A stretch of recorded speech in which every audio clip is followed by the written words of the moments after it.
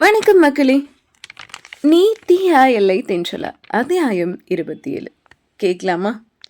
உன் தோல் சாய என் வழிகள் குறைந்து போகுமோ, உன் காதலில் கரைந்திட காலம் வந்து சேருமோ, என் உயிரின் பாதி உனைச் சேர விதிதான் பாதையொன்று தருமோ. வாவ், ரொம்ப அழகான லைன்ஸ். இந்த லைன்ஸ் அப்படியே நம்ம வாட்ஸ்அப்பில் செல்ஃப் ஷேர் பண்ணிப்போம். அப்போ பார்த்து படிக்கலாம் என்று நினைத்தவாறே தன்னுடைய வாட்ஸ்அப்பில் யாரோ எழுதிய கவிதையை தனக்கு பகிர்வதாய் நினைத்து கொண்டு சஞ்சய்க்கு பகிர்ந்து விட்டாள் திவ்யா. ராகவனின் மாலில் இருந்த நகைக்கடையின் கேஷ் கவுண்டரில் உட்கார்ந்திருந்த சஞ்சயின் கைபேசியில் குறுஞ்செய்தி வரவும், அதுவும் திவ்யாவின் எண்ணிலிருந்து வரவும் டக்கென ஓபன் செய்தான் சஞ்சய். தவறாக சஞ்சய் எண்ணிற்கு மாற்றி அனுப்பிவிட்டோம் என்று அனுப்பிய கவிதையை டெலீட் செய்து விட்டாள் திவ்யா. அதற்குள் அந்த கவிதையை சஞ்சய் படித்து விட்டான். வயடி, படிச்சுட்டேண்டி என்று அவளுக்கு மெசேஜ் செய்தான் சஞ்சய். அந்த மெசேஜை திவ்யா பார்த்து விட்டாள். ஆனால் அவளிடமிருந்து எந்த பதிலும் இல்லை. அவளுக்கும் அன்று அந்த மாலில் தான் வேலை. அந்த மாலில் புதிதாக ஆரம்பித்திருக்கும் பூ மற்றும் புத்தகம் இரண்டும் சேர்ந்து விற்பனை செய்கிற கடையில் புதிதாக வந்திருக்கும் வரவேண்டிய புத்தகங்களை எல்லாம் கணக்கு எடுத்து கொண்டிருந்தாள் திவ்யா. வேலையெல்லாம் சரியா நடக்குதா என்றபடியே சஞ்சய் அந்த கடைக்குள் நுழைய திவ்யாவிடமிருந்து பதில் இல்லை. என்ன இன்னைக்கு மேடம் மௌன விரதமோ என்றபடியே கைகளை கட்டிக்கொண்டு அவள் முன்னே நின்றான் சஞ்சய்.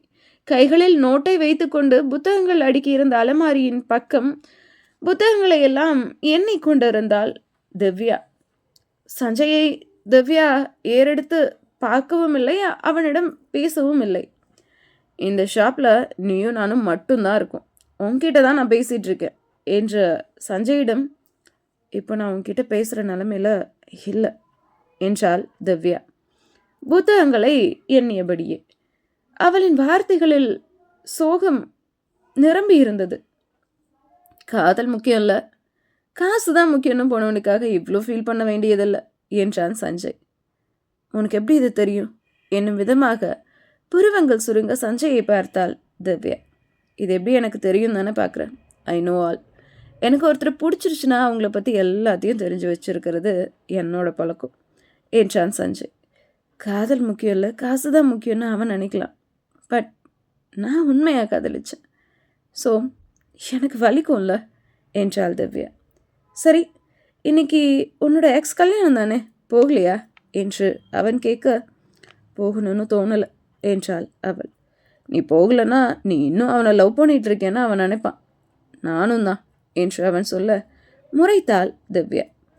எப்போ காசுக்காக என் காதில் தூக்கி எறிஞ்சானோ அப்போவே அவனை நான் வெறுத்துட்டேன், மறந்துட்டேன் என்று திவ்யா சொல்ல, அப்போ வா கல்யாணத்துக்கு போகலாம். அவன் கல்யாணம் பண்ணிக்க போகிற பொண்ணோட அப்பன் என் அண்ணனுக்கும் இன்விடேஷன் வச்சுருக்கான். என்ன தான் அண்ணன் அந்த கல்யாணத்தை அட்டென்ட் பண்ண சொன்னார்.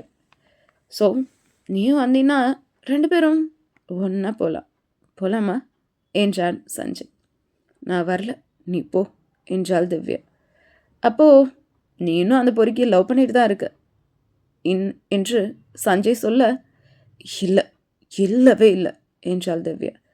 அப்போது ஈவினிங் 5 o'clock ஆஃபீஸ் முடிஞ்சதும் உன்னும் அப்பார்ட்மெண்ட்டில் ட்ராப் பண்ணி விட்டுட்டு சரியாக 7 o'clock நான் உன்னை பிக்கப் பண்ண வருவேன். நீ கிளம்பிடு, நம்ம 2 பேரும் கல்யாணத்துக்கு போக போகிறோம் என்று அவன் சொல்ல, வரேன், வந்து தொலைக்கிறேன் என்றாள் திவ்யா. அதை கொஞ்சம் சிரிச்சுட்டே சொன்னாதான் என்னவா என்று சஞ்சய் சொல்ல, அவனை முறைத்தாள் திவ்யா. முறைச்சாலும் நீ அழகாதாண்டி இருக்க என்று மனதிற்குள்ளேயே நினைத்தவன், சரி நான் கிளம்புறேன், சீக்கிரம் வேலையெல்லாம் முடியும், நம்ம கல்யாணத்துக்கு போகலாம் என்று சொல்லிவிட்டு அந்த இடத்தை விட்டு நகர்ந்தான் சஞ்சய்.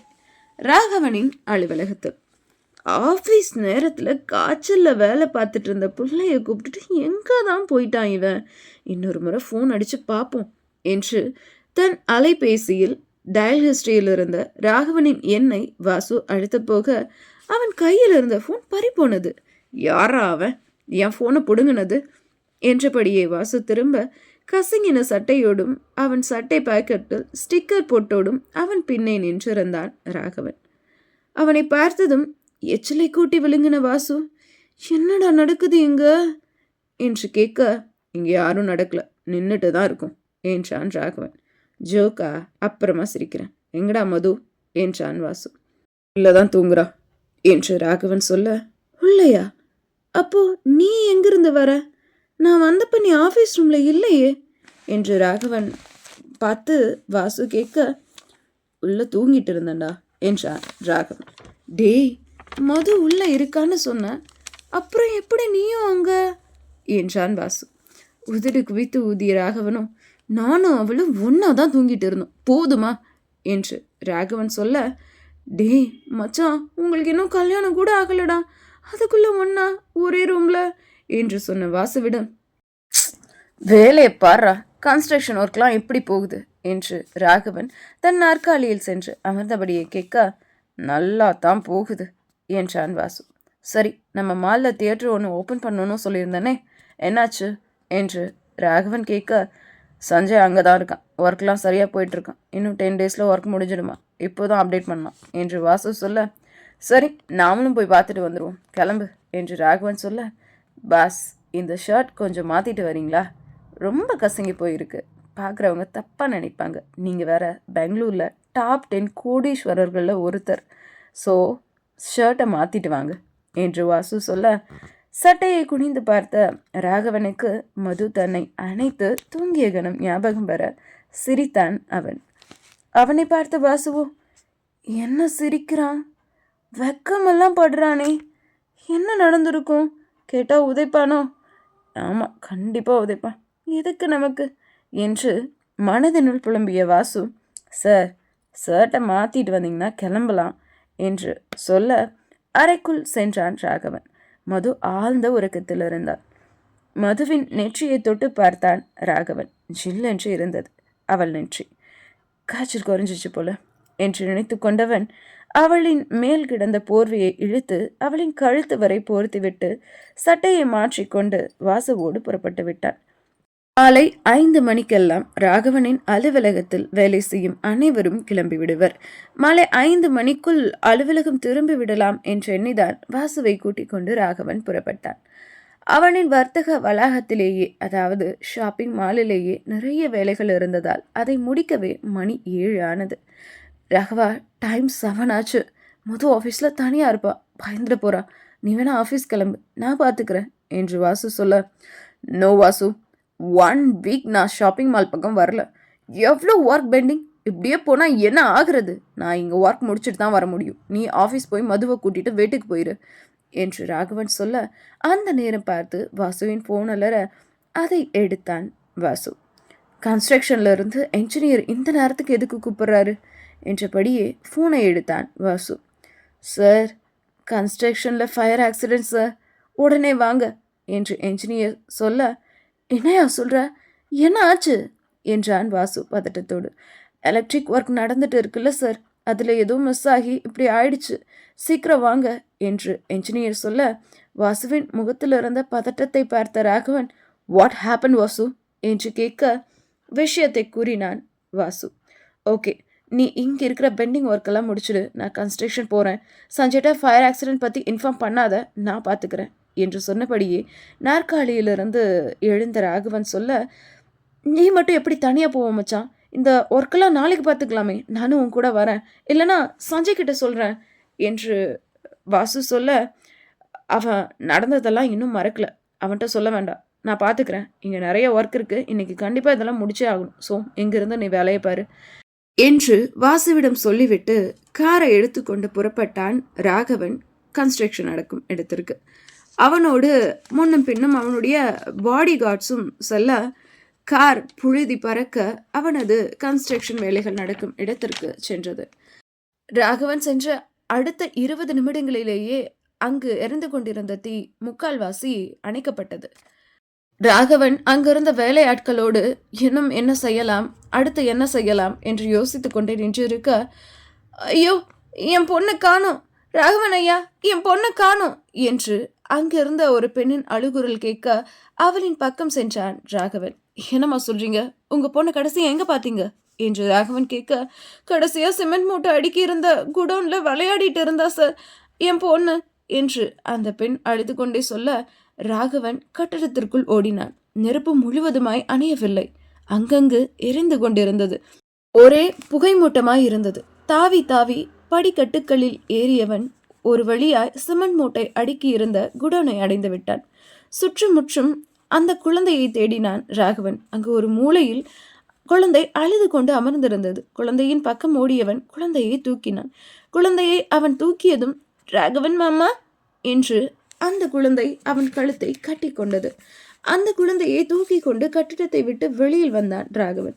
குழந்தையை பார்த்ததும் அந்த குழந்தையின் தாய் அள்ளி அணைத்து முத்தமிட்டாள். அதை ஏக்கமாக பார்த்து கொண்டிருந்தான் ராகவன். தாயின் அன்பு இதுவரை அவனுக்கு கிடைக்காத ஒன்றல்லவா? ரொம்ப நன்றி ஐயா என்று கைகூப்பி நன்றி தெரிவித்தாள் அந்த குழந்தையின் தாய். தன்னை பார்த்து கொண்டிருந்த குழந்தையை தூக்கிய ராகவன் அதன் கையில் தன் பாக்கெட்டில் இருந்த ஒரு சாக்லேட்டை கொடுக்க, தேங்க்யூ ராகவன் மாமா என்று அந்த குழந்தை சொன்னது. ஐயா, தப்பா எடுத்துக்காதீங்க. நீங்கள் விருது வாங்குற செய்தி ஒரு டிவியில் வந்தது. அதை பார்த்து இவர் தான் நமக்கு சம்பளம் கொடுக்குற முதலாளின்னு என் பொண்ணுக்கிட்ட சொன்னேன். அன்னையிலிருந்து உங்கள் ஃபோட்டோவை எங்கே பார்த்தாலும் ராகவன் மாமா ராகவன் மாமான்னு சொல்கிறாயா, தப்பா எடுத்துக்காதீங்க என்று அந்த குழந்தையின் தாய் சொல்ல, குழந்தையோட அப்பா என்ன பண்ணுறாரு என்றான் ராகவன். அவர் இறந்து 2 வருஷம் ஆச்சையா என்றாள் அந்த பெண். கணவன் இல்லாமல் ஒற்றை பெண்ணாய் தன் குழந்தையை வளர்க்கும் அந்த பெண்ணிடம், பாப்பாவுக்கு என்ன உதவி வேணாலும் என்கிட்ட கேளுங்க, நான் செய்கிறேன் என்று கூறிய ராகவன் அங்கு இருக்கும் பிரச்சனைகளை எல்லாம் சரி செய்துவிட்டு மாலிற்கு கிளம்பினான். வாசு வேலையெல்லாம் முடித்துவிட்டு அப்பொழுதுதான் அந்த மாலை விட்டு வெளியில் வந்தான். ராகவனை பார்த்த வாசு, மச்சான் எல்லாம் ஓகேவா என்று வாசு கேட்க, ஆல் ஓகேடா, இங்கே வேலையெல்லாம் முடிஞ்சுதா என்று ராகவன் கேட்க, முடிஞ்சது மச்சான், மொத வீட்டுக்கு போயிட்டாளா என்று வாசு கேட்க, ஷிட் ஹோனோ, நான் மதுவை மறந்துட்டேன்டா, நான் அவளை பிக்கப் பண்ணிக்கிறேன், நீ வீட்டுக்கு போயிடு என்ற ராகவன் பதட்டத்தோடு அவனது காரை எடுத்தான். அடுத்த 10 நிமிடங்களில் அவனுடைய கார் அவன் அலுவலகத்தில் இருந்தது. ராகவனின் காரை பார்த்த அங்கிருந்த செக்யூரிட்டியோ, சார் நீங்கள் இந்த நேரத்தில் என்று கேட்க, ஆஃபீஸில் இருந்து எல்லாரும் கிளம்பிட்டாங்களா என்றான் ராகவன் பதட்டத்தோடு. எல்லாரும் கிளம்பிட்டாங்க சார் என்று செக்யூரிட்டி சொல்ல, என் கூட காலையில் ஒரு பொண்ணு வந்தாங்களே, அவங்களும் கிளம்பிட்டாங்களா, பார்த்தீங்களா அவங்கள நீங்கள், அவங்க ஆஃபீஸை விட்டு வெளியே போயிட்டாங்களா என்று ராகவன் பதட்டத்தோடு கேட்க, சார் அவங்கள நான் என்று தலையை சொரிந்தார் செக்யூரிட்டி. என்ன வேலை பார்க்குறீங்க? யார் உள்ளே வராங்க, யார் வெளியே போகிறாங்க, அதெல்லாம் கவனிக்கிறது இல்லையா? ஸ்டூபிட் என்றவன், சீக்கிரம் ஆஃபீஸை தரங்க என்று சொல்ல ஆஃபீஸின் ஷர்ட்டரை அவசரமாக திறந்தான் செக்யூரிட்டி. 3 மாடி கட்டடம் ராகவனின் அலுவலகம். ராகவனின் அறையோ 3வது மாடியில் இருக்கிறது. டிக்கெட்டில் ஏற பொறுமை இல்லாதவன் லிஃப்டின் பட்டனை அழுத்த லிஃப்டோ வேலை செய்யவில்லை. ஷெட், என்ன பண்ணுறது இப்போ என்று யோசித்தவன் கடகடவென்று வேகமாய் படிக்கட்டுகளில் ஏறினான். மூச்சு வாங்க அவன் அறைக்கு சென்றான். அவன் அறைக்கதவை திறந்தான்.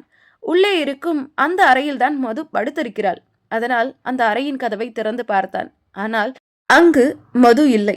மது மது என்று ராகவன் கத்த அந்த அறையில் ஒரு சத்தமும் வரவில்லை.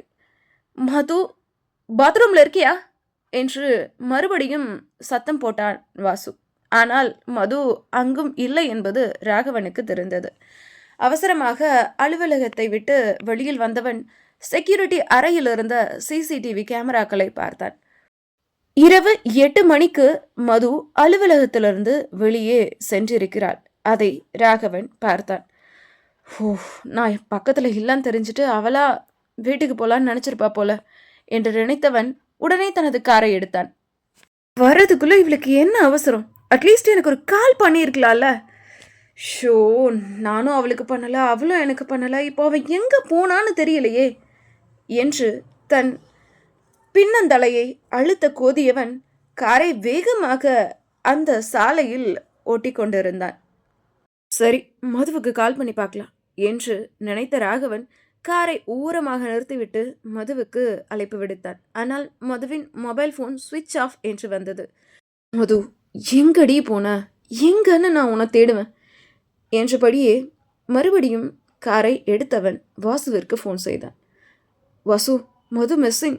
மது ஆஃபீஸில் இல்லை. ஆஃபீஸ்லேருந்து 8 o'clock வெளியே கிளம்பியிருக்கா.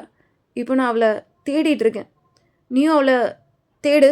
அவளை பார்த்தேன்னா எனக்கு சொல்லு என்று ராகவ் பதட்டமாக வாசுவிடம் சொல்ல, மச்சான் டோன்ட் வரி, அவள் இங்கே தான் எங்கேயாவது இருப்பா, பார்த்துக்கலாம், தேடிக்கலாம், கண்டிப்பாக அவள் கிடைச்சிருவா என்று வாசு சொல்லிவிட்டு வீட்டில் இருந்த வாசு அவன் காரை எடுத்துக்கொண்டு மதுவை தேட கிளம்பிவிட்டான்.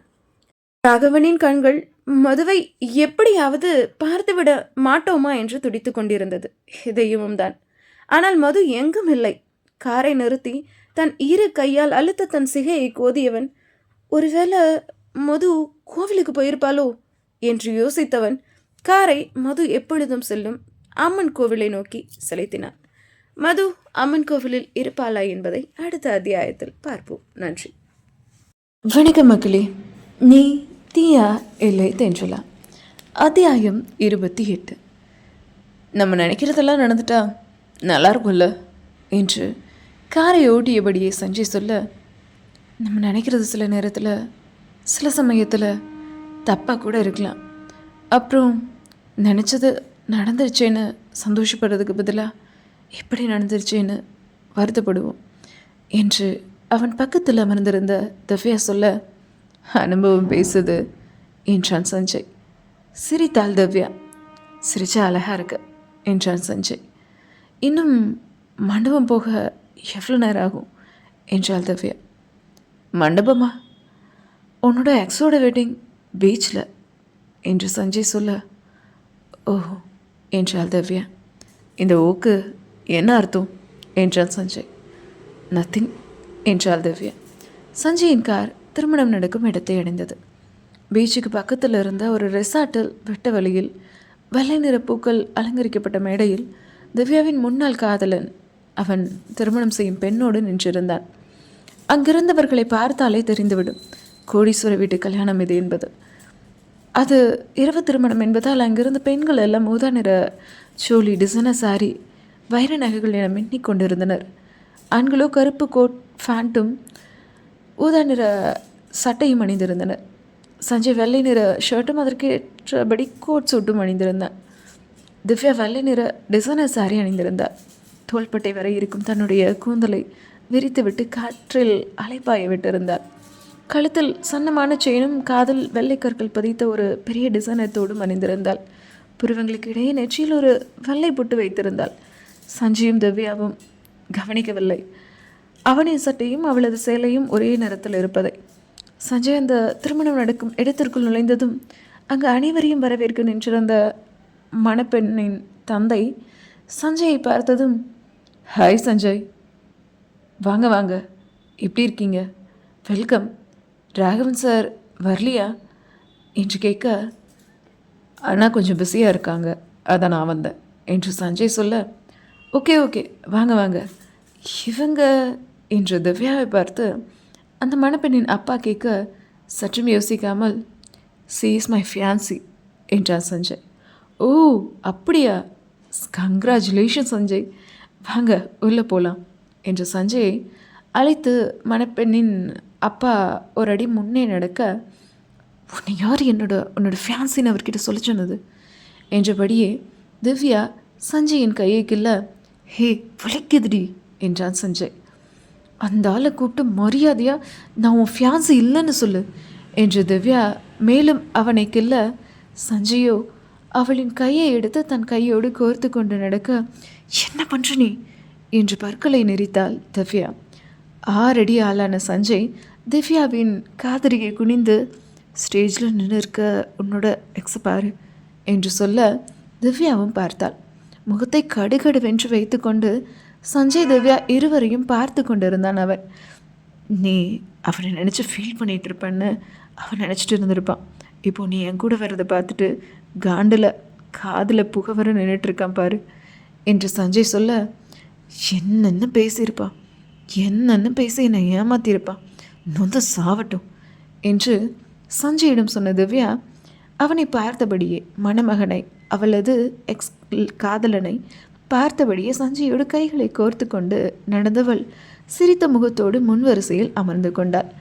பதட்டத்தில் மாப்பிள்ளை தான் மணப்பொண்ணுக்கு மாங்கல்ய நாணை அணிவிப்பதற்கு பதில் துணை பொண்ணுக்கு கட்டச் சென்று விட்டான். அந்த பதட்டத்திற்கு காரணமானவளோ தன் முன்னால் காதலனுக்கு திருமணம் என்பதையே மறந்து சஞ்சயோடு புன்னகை முகமாய் அமர்ந்திருந்தாள். ஒரு வழியாக திருமணமும் முடிய மணப்பெண்ணின் தந்தை சஞ்சயையும் திவ்யாவையும் புகைப்படம் எடுக்க அழைத்தார். முதலில் எழுந்த சஞ்சய் திவ்யாவிடம் ஒற்றை கை நீட்ட சஞ்சயின் கைப்பிடித்து எழுந்த திவ்யா பிடித்த கையை விடாமல் மேடை ஏறினார்.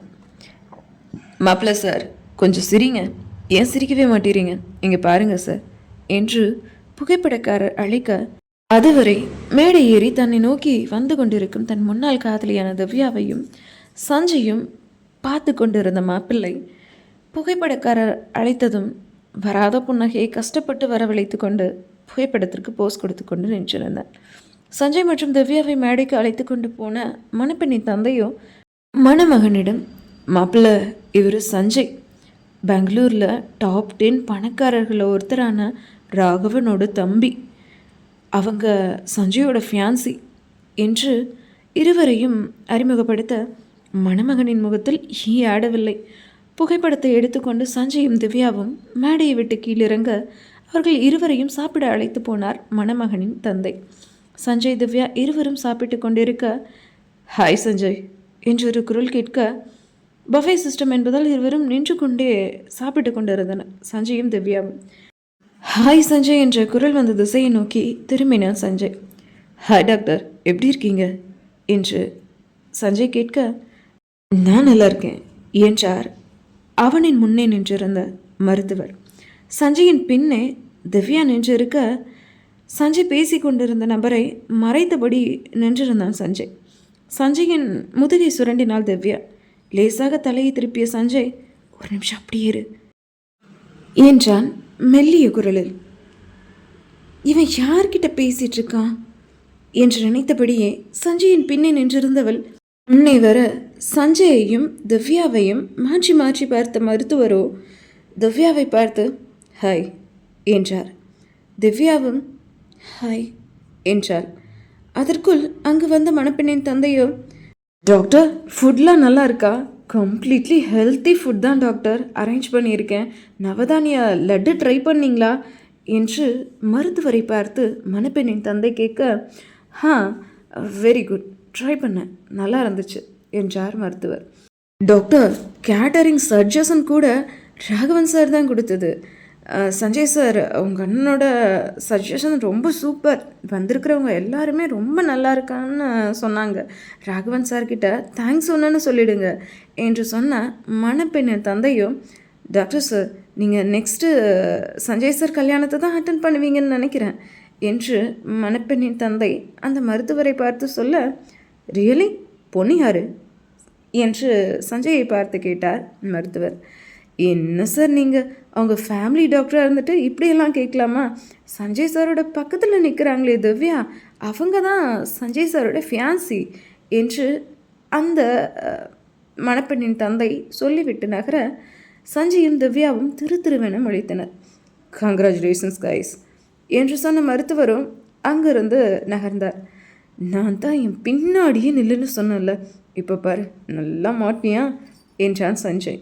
எல்லாம் உன்னால தான் என்று சொல்லிவிட்டு சஞ்சயை முறைத்தார் திவ்யா. சஞ்சய் திவ்யாவோடு இருக்க ராகவனோ மதுவை தேடிக்கொண்டிருந்தான் வாசுவோடு. ஒரு பக்கம் வாசுவும் இன்னொரு பக்கம் ராகவனும் மதுவை மாறி மாறி தேடிக்கொண்டிருந்தனர். ஒருவேளை அவள் எப்பவும் போகிற கோவிலுக்கு போயிருப்பாளோ என்று யோசித்த ராகவன் மது எப்பொழுதும் செல்லும் அம்மன் கோவிலுக்கு காரை செலுத்தினான். தீ விபத்து நடந்த கட்டிடத்திற்கு சென்று திரும்பியதால் ராகவனின் வெள்ளை சட்டையில் அங்கு கரியாகி இருந்தது. அவன் முகத்திலும் அங்கங்கு கரி பூசப்பட்டு இருந்தது. ஒரு பக்க சட்டை டக்கின் செய்தபடியும் ஒரு பக்க சட்டை டக்கின் செய்யாமலும் இருந்தது. மதுவை காணவில்லை என்கிற பதட்டத்தில் தன்னை கவனிக்கவில்லை ராகவன். ராகவனின் கார் கோவிலை அடைந்ததும் காரை விட்டு இறங்கிய ராகவன் அவசரமாய் கோவிலுக்குள் நுழைந்தான். அப்பொழுது மணி 10 இருக்கும். பொதுவாக அந்த நேரத்தில் அந்த கோவிலில் யாரும் இருக்க மாட்டார்கள். அன்று விளக்கு பூஜை என்பதால் கோவிலில் கொஞ்சம் கூட்டம் இருந்தது. ராகவனின் தோற்றத்தை பார்த்த அங்கிருந்த சிலர் புருவம் சுருங்க அவனை பார்த்தனர். ராகவனோ அதை எல்லாம் கண்டுகொள்ளவில்லை. அவன் கண்கள் மதுவை தேடியது. மதுவை அங்கு காணவில்லை. கோவிலை சுற்றி சுற்றி வந்து பார்த்தான் ராகவன். மதுவை அவனால் பார்க்கவே முடியவில்லை. அங்கு ஒரு குழந்தை ஒரு டெடிபியர் போட்டு கீச்சைனை வைத்து விளையாடி கொண்டிருக்க அதை பார்த்த ராகவன் அந்த குழந்தையின் பக்கம் சென்றான். பாப்பா, ஒரு நிமிஷம் இந்த கீச்சைனை கூட என்று ராகவன் சொல்ல, நான் தரமாட்டேன், இது என்னோடது என்றது அந்த குழந்தை. அந்த கீச்சைனை உற்று பார்த்தான் ராகவன். அது மது ஹேண்ட்பேக்கில் அவள் மாட்டியிருந்த கீச்சைன் என்பதை உறுதிப்படுத்தினான் ராகவன். அலைபேசியில் இருந்த மதுவின் புகைப்படத்தை அந்த குழந்தையிடம் காண்பித்து, இந்த அக்காவை நீ பாத்தியா என்று ராகவன் கேட்க, ஆமாம் பார்த்தேனே, இந்த அக்கா தான் இந்த டெடி கீச்சைனை எனக்கு கொடுத்தாங்க என்று அந்த குழந்தை சொல்ல, இப்போ அந்த அக்கா எங்க என்று ராகவன் கேட்க, அவங்க எப்போவே போயிட்டாங்களே என்றது அந்த குழந்தை. அந்த குழந்தையின் முன் மண்டியிட்டு அமர்ந்தபடியே தன் முன்னேற்றியை தேய்த்த ராகவன், மது எங்கடி போன என்றான். அந்த குழந்தையும் ராகவனிடம் வந்து, மாமா, நமக்கு ரொம்ப பிடிச்சவங்க நம்மளை விட்டு எப்பவும் போக மாட்டாங்களாம், அம்மா சொல்வாங்க, தேடி பாருங்க கிடைப்பாங்க என்று சொல்லிவிட்டு அந்த குழந்தை அங்கிருந்து சென்று விட்டது. கோவிலை விட்டு வெளியில் வந்த ராகவனும் வாசுவிற்கு ஃபோன் செய்தான்.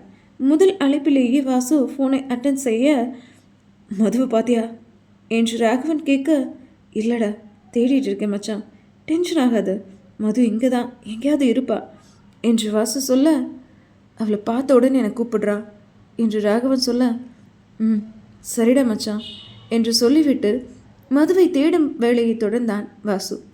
வாசுவிடம் ஃபோன் பேசிவிட்டு ஃபோனை பக்கத்தில் இருந்து இருக்கையில் தூக்கி போட்ட ராகவன் கண்மூடி சீட்டில் சாய்ந்தான். தப்பு பண்ணிட்டேன், உன்கிட்ட சொல்லிட்டு போயிருக்கணும், இல்லை உன் கூட இருந்திருக்கணும், இல்லை உன்னை அழைச்சிட்டு போயிருக்கணும், வேலை தான் முக்கியம்னு இருந்துட்டேன், சாரிடி, எங்கே இருக்க நீ என்று வாய்விட்டு புலம்பினான் ராகவன். அவனின் விழி ஓரம் இருதுளி கண்ணீர் கசிந்தது. இரும்பாய் இயந்திரமாய் இருந்த அவனை இழக செய்துவிட்டாள் மது. காரிலிருந்து இறங்கி காரிலிருந்த தண்ணீர் பாட்டலை எடுத்த ராகவன் முகத்தை கழுவினான். முகத்தை கழுவிவிட்டு காரை ஸ்டார்ட் செய்தான். இடி மின்னலோடு மலைத்தூரல் விழ ஆரம்பித்தது. ராகவனின் கார் 2 கிலோமீட்டர் தூரம் சென்றிருக்கும். நடு சாலையில் கூட்டமாய் பலர் நின்றிருந்தனர். காரில் அமர்ந்தபடியே அங்கிருந்த ஒருவனை அழைத்து, என்னங்க கூட்டம் என்றான் ராகவன். யாரோ ஒரு பொண்ணு ரோட்டை கிராஸ் பண்ணும்போது காரை அடிச்சிட்டானா, 20-22 வயசு தான் சார் இருக்கும் அந்த பொண்ணுக்கு, ஸ்பாட் அவுட் என்று அந்த ரோட்டோரம் நின்றிருந்தவர் சொல்ல, விழிகளை விரித்து அதிர்ச்சியில் உறைந்தவன் எச்சிலை கூட்டி விழுங்கினவன், அது மதுவாக இருக்கக்கூடாது, அது மதுவாக இருக்கக்கூடாது என்று நடுங்கிக் கொண்டு காரை விட்டு இறங்கினான். அந்த கூட்டத்தின் பக்கம் சென்றான் ராகவன். கூட்டத்தை விளக்கினான். இறந்த சடலத்தை வெள்ளைத்துணி போர்த்தி ஆம்புலன்ஸில் ஏற்றி கொண்டு இருந்தனர் ஆம்புலன்ஸ் ஊழியர்கள். அவர்களின் பக்கம் சென்ற ராகவன், ஒரு நிமிஷம் என்றான். அவர்களில் ஒருவன், என்ன சார் வேணும், இறந்த பொண்ணு உங்களுக்கு தெரிஞ்சவங்களா என்று கேட்க, இல்லை இல்லை இருக்காது இல்லை என்று ஒரு அடி பின்னி நகர்ந்தான் ராகவன். அப்புறம் எதுக்கு சார் எங்கள் வேலையை கெடுக்கிறீங்க என்று புலம்பியபடியே இறந்த பெண்ணின் சடலத்தை அவர்கள் ஆம்புலன்ஸில் ஏற்றிக்கொண்டு ஆம்புலன்ஸ் புறப்பட்டதும் அங்கிருந்த கூட்டம் கலைந்தது. கொட்டு மலையில் ஆடாமல் அசையாமல் சிலை போல நின்றிருந்தான் ராகவன். சில நிமிடங்கள் அப்படியே நின்றிருந்தான்.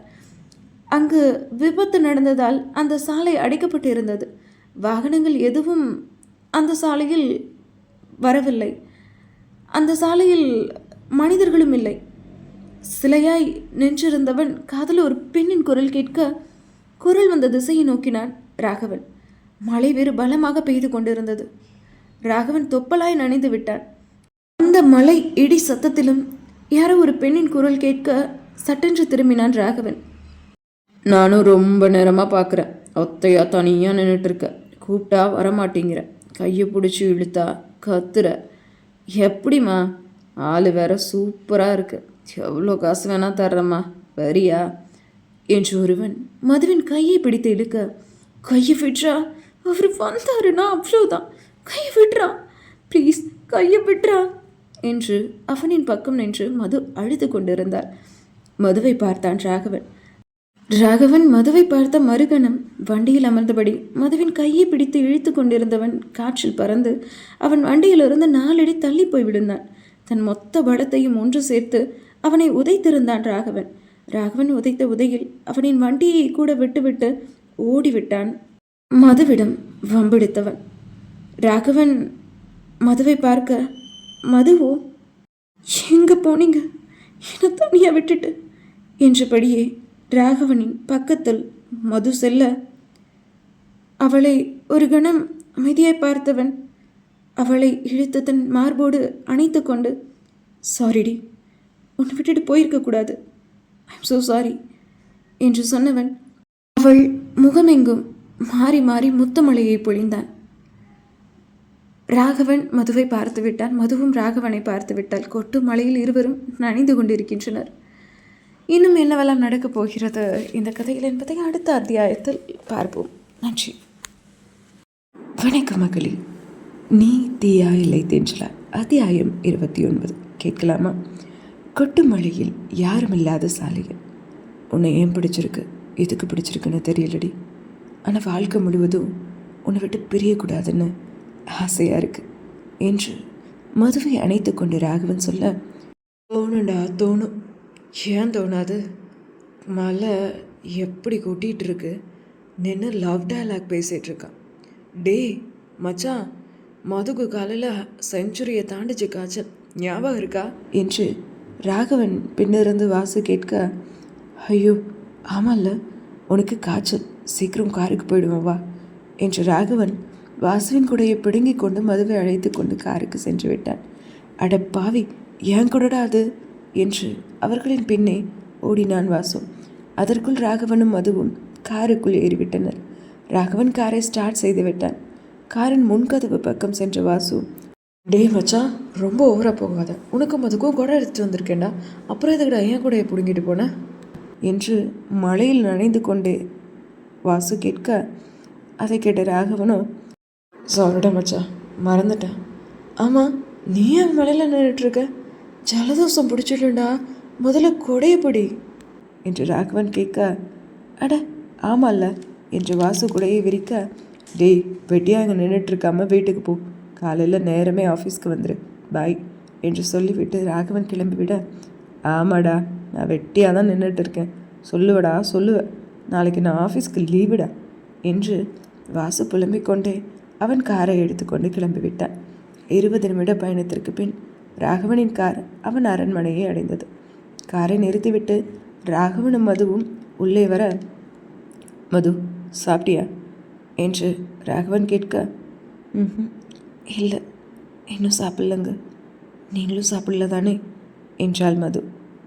பசிக்குது, மணி 12 ஆயிடுச்சு, மொத்த அண்ணன் தூங்கியிருப்பார், வெளியில் போய் சாப்பிட்லாமா என்று ராகவன் கேட்க, நீங்கள் போய் ரெஃப்ரெஷ் ஆகிட்டு வாங்க, நானும் ரெஃப்ரெஷ் ஆகிட்டு ஏதாவது சமைச்சு வைக்கிறேன் என்று மது சொல்ல, ரியலி என்றான் ராகவன். என்றாள் மது. அடுத்த 10 நிமிடத்தில் ராகவன் டைனிங் டேபிளுக்கு வர பொடி தோசை சுட்டு கார சட்னி தயார் செய்து வைத்திருந்தாள் மது. பொடி தோசையா, வாசம் கமகமன்னு இருக்கு என்றபடியே படியிலிருந்து இறங்கி ராகவன் வர அந்த சமயத்தில் லதாவும் வீட்டுக்குள் நுழைந்தாள்.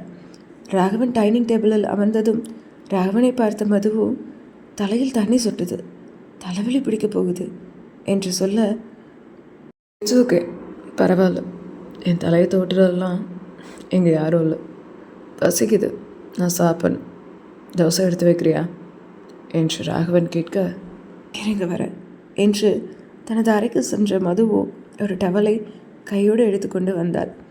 டவலை எடுத்துக்கொண்டு வந்தவள் ராகவனின் தலையை துவட்டு விட்டாள். அதை பார்த்து லதாவிற்கு ஆத்திரமாய் வந்தது. சிறு வயதில் எத்தனையோ முறை ராகவன் ஆசையாய் தன் தாயிடம் ஓடி வந்து தலையை துவட்டும்படி கேட்டிருக்கிறான். கை இருக்குல்ல, தலையை கூட துவட்ட முடியாதா என்று எரிந்து விடுவாள் லதா. இப்பொழுது மது ராகவனுக்கு தலையை துவட்டி விடுவதை பார்த்ததும், காசுக்காக இவன் என்ன வேணுனாலும் செய்வான், என்ன 2 மாதத்தில் உன்னை வீட்டு விட்டு துரத்துறேன்டே என்று தனக்குள்ளே சபதம் எடுத்துக்கொண்டு தன் அறைக்குள் சென்று விட்டாள் லதா. ராகவனுக்கு தலையை துவட்டி விட்டு மதுவோ பூஜை அறையிலிருந்து திருநீர் எடுத்து வந்து அவனுக்கு வைத்து விட்டாள். மது, எனக்கு இதெல்லாம் பிடிக்காது என்று திருநீரை அழிக்க கையை நெற்றிக்கு கொண்டு போனான் ராகவன். அவன் கையை பிடித்த மதுவோ, சார், நீங்கள் தான் 2 வாரத்துக்கு முன்னாடி கருமாரியம்மன் கோவிலில் பூ மிதிச்சிங்க, ஞாபகம் இருக்கா என்று மது கேட்க, சாமிக்கு எனக்கு ஒரு டீலிங் இருந்தது. நான் சொன்னது சாமி செஞ்சதுனால சாமிக்கிட்ட நான் சொன்னதை நான் செஞ்சேன். That's all. அதோட டீலிங் முடிஞ்சுது என்று ராகவன் சொல்லிவிட்டு திருநீரை அழித்துவிட்டு அங்கிருந்த கை கழுவும் வாஷ் பேசனில் முகத்தை கழுவினார். ராகவனின் இந்த செயலில் மதுவின் முகம் சுருங்கித்தான் போனது. ராகவன் பள்ளி படிக்கும் காலத்தில் எத்தனையோ முறை கடவுளிடம் வேண்டி இருக்கிறான். தன்னோடு படிக்கும் மற்ற மாணவர்களின் தாயைப் போல தன் தாயும் தன்னிடம் பாசமாகவும் அன்பாகவும் இருக்க வேண்டும் என்று. அந்த வேண்டுதலாக மட்டும்தான் இருந்தது. அந்த காரணத்தினால்தான் கடவுளை நினைப்பதை ராகவன் மறந்தும் விட்டான். ஒரு கட்டத்திற்கு மேல் கடவுளை வெறுத்தும் விட்டான். முகம் கழுவி விட்டு வந்தவன் சாப்பிட அமர்ந்தவளிடம் டவலை நீட்டினாள் மது.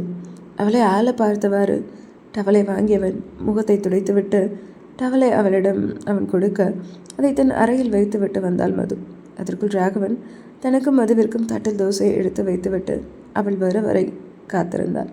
மது வந்ததும் இருவரும் ஒன்றாக சாப்பிட்டு முடித்தனர். நாளைக்கு என்ன நாள் ஞாபகம் இருக்கா என்றான் ராகவன். எப்படி மறப்பீங்க என்றாள் மது. குட் நைட் என்று அவன் சொல்ல என்றாள் மது. படிகளில் ஏறி அவன் அறைக்கு செல்லும் அவன் முதுகையை பார்த்தபடி நின்றிருந்தாள் மது. அவன் படியேறும் காலடி சத்தம் கேட்கவும் அவள் அறையை விட்டு வெளியில் வந்தாள் லதா. மதுவோ சாப்பிட்ட பாத்திரங்களை கிச்சனில் வைத்துவிட்டு வெளியில் வர லதா மதுவை நோக்கி வந்து கொண்டிருந்தாள். லதாவை பார்த்ததும் மதுவுக்கு இதயம் வேகமாய் துடித்தது. மதுவின் பக்கம் வந்தாள் லதா. என் மகனை விட்டு விலகி போன்னு சொல்ல இன்னும் அவனை நெருங்கிக்கிட்டே இருக்கு. என்னடி நினச்சிட்ருக்கவன் மனசில் என்று லதா கேட்க அமைதியாக நின்றிருந்தாள் மது. கேட்டுக்கிட்டே இருக்க, வாயை திறந்து பதில் சொல்லு என்று லதா திரும்பவும் கேட்க, அவரை விட்டு விலகி போக நான் தயாராக இருக்கேன், ஆனால் அவர் தயாராக இல்லை, என்னை என்ன பண்ண சொல்கிறீங்க என்று கேட்டுவிட்டு லதாவின் பதிலை எதிர்பார்க்காமல் மது தன் அறைக்கு சென்று விட்டார். மதுவை வீட்டை விட்டு துரத்த முடிவு எடுத்து விட்டாள் லதா என்னவெல்லாம் செய்ய போகிறாள் என்பதை பொறுத்திருந்து தான் நாம் பார்க்க வேண்டும். புறம் திருமணத்திற்கு சென்ற சஞ்சயும் திவ்யாவும் பேச்சில் அமர்ந்தபடி பேசி கொண்டிருந்தனர். உங்கள் அப்பாவை உன்னோட எக்ஸ் மேரேஜில் பார்ப்பேன்னு எதிர்பார்க்கல என்றான் சஞ்சய்.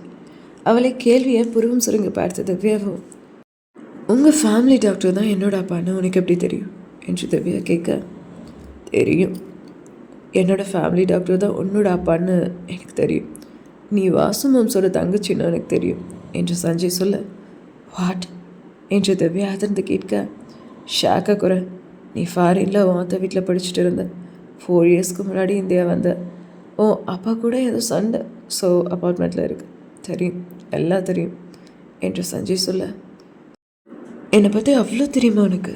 அப்போது எனக்கும் என் அப்பாவுக்கும் என்ன சண்டைன்னு தெரிஞ்சிருக்கணும்ல என்று திவ்யா கேட்க, சத்தியமாக தெரியாது என்றான் சஞ்சய். சரி சொல்கிறேன், தெரிஞ்சுக்கோ. என் அம்மா இறந்து 20 இயர்ஸ் ஆச்சு. என் அப்பாவை செகண்ட் மேரேஜ் பண்ணிக்க சொன்னேன், பட் அவர் பண்ணிக்க மாட்டேன்ட்டார். அதான் நீங்கள் செகண்ட் மேரேஜுக்கு சம்மந்தம் சொன்னாதான் திரும்ப உங்கள் வீட்டுக்கு நான் வருவேன்னு சண்டை போட்டு வீட்டை விட்டு வெளியே வந்துட்டேன் என்று திவ்யா சொல்ல, வாயாடி, இதுக்கெல்லாமா சண்டை போடுவாங்க? ஒரு சிலருக்கு காதல் ஒரு தடவை தான் வரும். தன் காதலிச்சவங்க இருந்தாலும் இல்லைனாலும் தன் காதலையே நினச்சிட்டு வாழ்ந்துடுவாங்க. உங்கள் அப்பாவும் அப்படி இருக்கலாம்ல என்று சஞ்சய் சொல்ல, மிஸ்டர் சஞ்சய், ஒன்று தெரிஞ்சுக்கோங்க, ஒரு ஆணுக்கு பெண்ணோட தேவை வேணும், பெண்ணுக்கு ஆணோட தேவை வேணும், ஃபிசிக்கலி நான் ஃபிசிக்கலி. இந்த கதையிலெல்லாம் வருமே, 2 காதல் புறாக்கள், ஒரு புறா இறந்துட்டால் இன்னொரு புறாவும் தன் இணையோட இறப்பு தாங்காமல் குளங்களில் சாப்பிட்டுட்டு இறந்துடும் அப்படின்னு. அந்த மாதிரிலாம் மனுஷங்களால் இருக்க முடியாது. அதுலேயும் முதுமலைத்தனமை எவ்வளோ கொடுமை தெரியுமா? அந்த கொடுமையை என்னோடய அப்பா அனுபவிக்கக்கூடாதுன்னு நான் நினைக்கிறேன். இதில் என்ன தப்பு என்று திவ்யா கேட்க, அப்போது உனக்கு எனக்கும் கல்யாணம் ஆன பின்னாடி, உனக்கு முன்னாடி நான் செத்துட்டேன்னா நீ செகண்ட் மேரேஜ் பண்ணிப்பியா என்று சஞ்சய் கேட்க, சத்யவான் சாவித்ரி கதை தெரியுமா உனக்கு? உன் பக்கத்தில் அந்த யமன் வந்தா அவனை விரட்டி விரட்டி அடிப்பேன். மீறி அதையும் மீறி சாவு உனக்கு வந்தா உன் கூட நானும் செத்துறேன். செத்தா 2 பேரும் சாவும், வாழ்ந்த 2 பேரும் வாழ்வோம் என்று திவ்யா சொல்லிவிட்டு, இந்த டயலாக்கெல்லாம் நான் ஏன் உன்கிட்ட சொல்கிறேன்? நீ என்ன என்னோட லவரா இல்லை ஃபேன்சியா என்று திவ்யா கேட்க, ஹே, நான் ஒன்று லவ் பண்ணுறேன், கல்யாணம் பண்ணிக்கணும்னு ஆசைப்பட்றேன்னு உனக்கு தெரியும்ல. எத்தனை தடவை நான் உன்கிட்ட சொல்லிகிட்ருக்கேன். நான் என்ன விளையாட்டுக்கு அதெல்லாம் சொல்லிகிட்ருந்தேன் என்று சஞ்சய் சொல்ல, பின்ன இல்லையா என்று திவ்யா கேட்க, பீச் மணலில் அமர்ந்திருந்தவள் எழுந்தாள். ஹே, எங்கடி போகிற? நெல்லு, நான் சொல்கிறது கேளு என்று எழுந்த சஞ்சய் நடந்து கொண்டிருந்த திவ்யாவின் முன்னே சென்று நின்றான். நான் உன்னை லவ் பண்ணுறேன்னு சொல்கிறேன், நீ பாட்டுக்கு போன என்னடி அர்த்தம் என்று சஞ்சய் கேட்க, நல்லா என்னால் லவ் பண்ண முடியாதுன்னு அர்த்தம் என்றாள் திவ்யா. ஏன், என்ன ரீசன் என்று அவன் கேட்க, நீ தான் இதுவரை யாரையும் லவ் பண்ணதில்லையே, அந்த ரீசன் தான் என்று திவ்யா சொல்ல, அதுதான் ஒன்றும் லவ் பண்ணுறேனடி என்றான் சஞ்சய். இப்போது எனக்கு டீ சாப்பிடணும் போல் இருக்குது, பேச்சை நிறுத்திட்டு எனக்கு நீ டீ வாங்கி கொடு, அப்புறம் பேசு என்றபடி திவ்யா நடக்க, பக்கத்தில் டீ ஷாப் இல்லடி என்றான் சஞ்சய். டீ உன் கண்ணனை குருடா, அங்கே பாரு, சைக்கிளில் ஒரு அண்ணன் டீ விற்றுட்ருக்கார், அங்கே போய் வாங்கிட்டு வா போ என்று திவ்யா சொல்ல, அந்த டீயா என்றான் சஞ்சய் முகம் சுரித்தபடி. ஐயா, முகம் அப்படி போகுது, உங்கள் 5 ஸ்டார் ஹோட்டல் டீயை விட இந்த அண்ணன் டீ நல்லா தான் இருக்கும் என்று திவ்யா சொல்ல, எங்களுக்கு 5 ஸ்டார் ஹோட்டல் இருக்கிறது உனக்கு எப்படி தெரியும் என்று சஞ்சய் கேட்க, 5 ஸ்டார் ஹோட்டல் இருக்கிறதும் தெரியும், அது உன்னோட பேரில் இருக்கிறதும் தெரியும். என்னை பற்றி உனக்கு தெரியும் போது உன்னை பற்றி எனக்கு தெரியாதா? டீட்டெயில் ஐ நோ என்று இல்லாத காலரை திவ்யா தூக்கிவிட, சரிதான், சரியான ரவுடி நீ என்று சஞ்சய் சொல்ல, யாரா ரவுடி? நானா? நீ தாண்டா ரவுடி, சரியான ஃபுல்லான ரவுடி என்று திவ்யா சொல்ல, என்னது நான் ரவுடியா? ரவுடி என்ன பண்ணுவான்னு தெரியுமாடி என்று கீழுதரை கடித்து புருவங்களை உயர்த்தி சஞ்சய் கேட்க, ஐய சகிக்கலை, போய் டீ வாங்கிட்டு வாப்போ என்று திவ்யா அசால்ட்டாய் சொல்ல, போகிறேன்டி போகிறேன், என்னை பார்த்து பயமே இல்லை உனக்கு என்று அழைத்து கொண்டே டீ வாங்க சென்றான் சஞ்சய். அவன் சென்று 10 நிமிடம் ஆன நிலையில் அவனை காணாது சஞ்சயை தேடிக்கொண்டு போனாள் திவ்யா. அண்ணா, என்கிட்ட காய்ச்சி தான் இருக்கு, மணி இல்லை, உங்ககிட்ட ஜிபேவும் இல்லை, இப்போ என்ன பண்ணுறது என்று சஞ்சய் கேட்க, ஏன்பா, எனக்கு அக்கௌண்ட்டே இல்லை, அப்புறம் எப்படி ஜிபே இருக்கும்? ஒழுங்காக வாங்கின டீக்கு பணத்தை கொடு, இல்லை இடத்த காலி பண்ணு, டீயை கொடுத்துட்டு என்று சைக்கிளில் டீ வைத்து கொண்டிருந்தவன் சொல்ல, பாவமாய் நின்று கொண்டிருந்தான் சஞ்சய். என்னண்ணா, என்னங்க பிரச்சனை என்று கேட்டபடியே திவ்யா சஞ்சயின் பக்கம் வர, அதை ஏமா கேட்குற, டீயை வாங்கிட்டு காசு இல்லைங்கிறா என்ற அந்த டீ கடைக்கார சொல்ல, பாவண்ணா, நம்ம பையன் தான், விட்டுடுங்க, காசை நாளைக்கு தரேன், கணக்கில் வச்சுக்கோங்க என்று திவ்யா சொல்ல, அவளை ஆச்சரியமாய் பார்த்தான் சஞ்சய். என்ன முழிக்கிறீங்க சார், வாங்க என்றபடி அவன் கையில் இருந்த டீயை வாங்கி ருசித்தபடி திவ்யா முன்னே நடக்க, சஞ்சயும் அவள் பின்னே நடந்தான். ஹே வாயாடி, டீ கடையிலலாம் அக்கௌண்ட் வச்சுருக்கியா என்ன என்று சஞ்சய் கேட்க, ஏன் வைக்கக்கூடாதா என்றாள் திவ்யா. வைக்கலாம் என்றான் சஞ்சய்.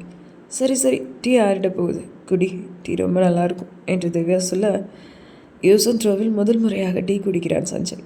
டீயை ருசித்தவன், வாவ், நல்லா இருக்கு என்று சொல்ல, என்னோடய சாய்ஸ் நல்லா தான் இருக்கும் என்றாள் திவ்யா. உன்னோட சாய்ஸில் நானும் இருக்கேனா என்றான் சஞ்சய். ஆமான்னு சொல்லட்டுமா இல்லை இல்லைன்னு சொல்லட்டுமா என்றாள் திவ்யா. அவளை புரியாமல் பார்த்தான் சஞ்சய். என்ன லுக்கு, நான் ஒருத்தனை லவ் பண்ணி ஏமாந்துட்டேன், லவ் ஃபெயிலியர் வேறு, ஸோ நீயும் அதே மாதிரி லவ் ஃபெயிலியராக இருந்தால் உனக்கு நான் ஆமாம் சொல்லுவேன், இல்லை நான் நோதான்ப்பா என்று திவ்யா டீயை ருசித்து கொண்டே சொல்ல, ஏதானடி புதுசாக இருக்குது என்றான் சஞ்சய். பின் என்ன, லவ்வை நான் அக்செப்ட் பண்ணி இப்போது அப்புறம் நம்ம கல்யாணம் பண்ணி அதுக்கப்புறம் ஏதாவது எப்பாவது நமக்குள்ளே சண்டை வரும்போது, ஆல்ரெடி நீ ஒருத்தனை லவ் பண்ணுவதானேன்னு என்ன நீ குத்தி காமிச்சா நானும் பதிலுக்கு நீயும் ஒருத்தியை லவ் பண்ண வந்தானே அப்படின்னு சொல்லி காமிக்க வேண்டாமா என்று திவ்யா சொல்ல, லூசு எப்படியெல்லாம் யோசிக்கிற நீ, என்னை பாரு எவ்வளோ ஹேண்ட்ஸமாக இருக்கேன், இது வரைக்கும் ஒருத்தியை கூட லவ் பண்ணியிருக்க மாட்டேன்னு நினைக்கிறியா? நல்லா ஃபர்ஸ்ட் ஸ்டாண்டர்ட்லேருந்தே ஆரம்பிச்சிட்டேன். இது வரைக்கும் 16 லவ் பண்ணியிருக்கேன். அதில் 8 சக்ஸஸ் 8 ஃபெயிலியர் ஆச்சு. சக்ஸஸ் ஆன பொண்ணுங்களுக்கெல்லாம் கல்யாணமும் ஆயிடுச்சு என்று சஞ்சய் சொல்ல, யார் கூட கல்யாணம் ஆச்சு? அவங்க கூட தானே. பிள்ளைகள்லாம் எந்த ஸ்கூலில் படிக்குது என்று திவ்யா கேட்க, மிஸ் திவ்யா என்னை பார்த்தா பிள்ளை பெற்றவ மாதிரியா இருக்கு. நீ நினைக்கிற மாதிரிலாம் ஒன்றும் இல்லை, ஸ்டில் ஐ ஆம் வெர்ஜின் என்றான் சஞ்சய். ஹேச்சி நான் அதை கேட்கல. ஹே சத்தியமாடி என்றான் சஞ்சய். நம்பிட்டேன் என்றாள் திவ்யா. எங்கே பாரு, நான் லவ்லாம் பண்ணியிருக்கேன் தான், பட் ரொம்ப டீப்பாலாம் கிடையாது. ஜஸ்ட் ஒரு பொண்ணை பார்ப்பேன், பிடிக்கும், அப்புறம் லவ்வை சொல்வேன். சில பேர் அக்செப்ட் பண்ணுவாங்க, சில பேர் நோ சொல்லுவாங்க. அக்செப்ட் பண்ணவங்க எல்லாத்தையுமே நான் ரொம்ப சின்சியராகலாம் லவ் பண்ணல, ஜஸ்ட் டைம் பாஸ், அவ்வளோதான் என்று சஞ்சய் சொல்ல, அவனை முறைத்தபடியே அவனை அடிக்க கையை ஓங்கினாள் திவ்யா. ஹே அடிச்சிடாத, நான் சத்தியமாக இது வரைக்கும் யாரையும் லவ் பண்ணல, உன்கிட்ட சும்மா சொன்னேன் என்று சஞ்சய் சொல்ல, இதை நான் நம்பணும் அப்படித்தானே என்றாள் திவ்யா. நம்பு, அதான் உண்மை. நீ நினைக்கிற மாதிரி கல்யாணத்துக்கு அப்புறம் உன்னை நான் குத்தி காமிக்கலாம் மாட்டேன். நான் ரொம்ப டீசன்ட் பாய் என்றார் சஞ்சய். பார், சும்மா மாற்றி பேசுகிற வேலைலாம் என்கிட்ட வேணாம். நீ இது வரைக்கும் லவ் பண்ணியிருக்க, அதை மறக்காத.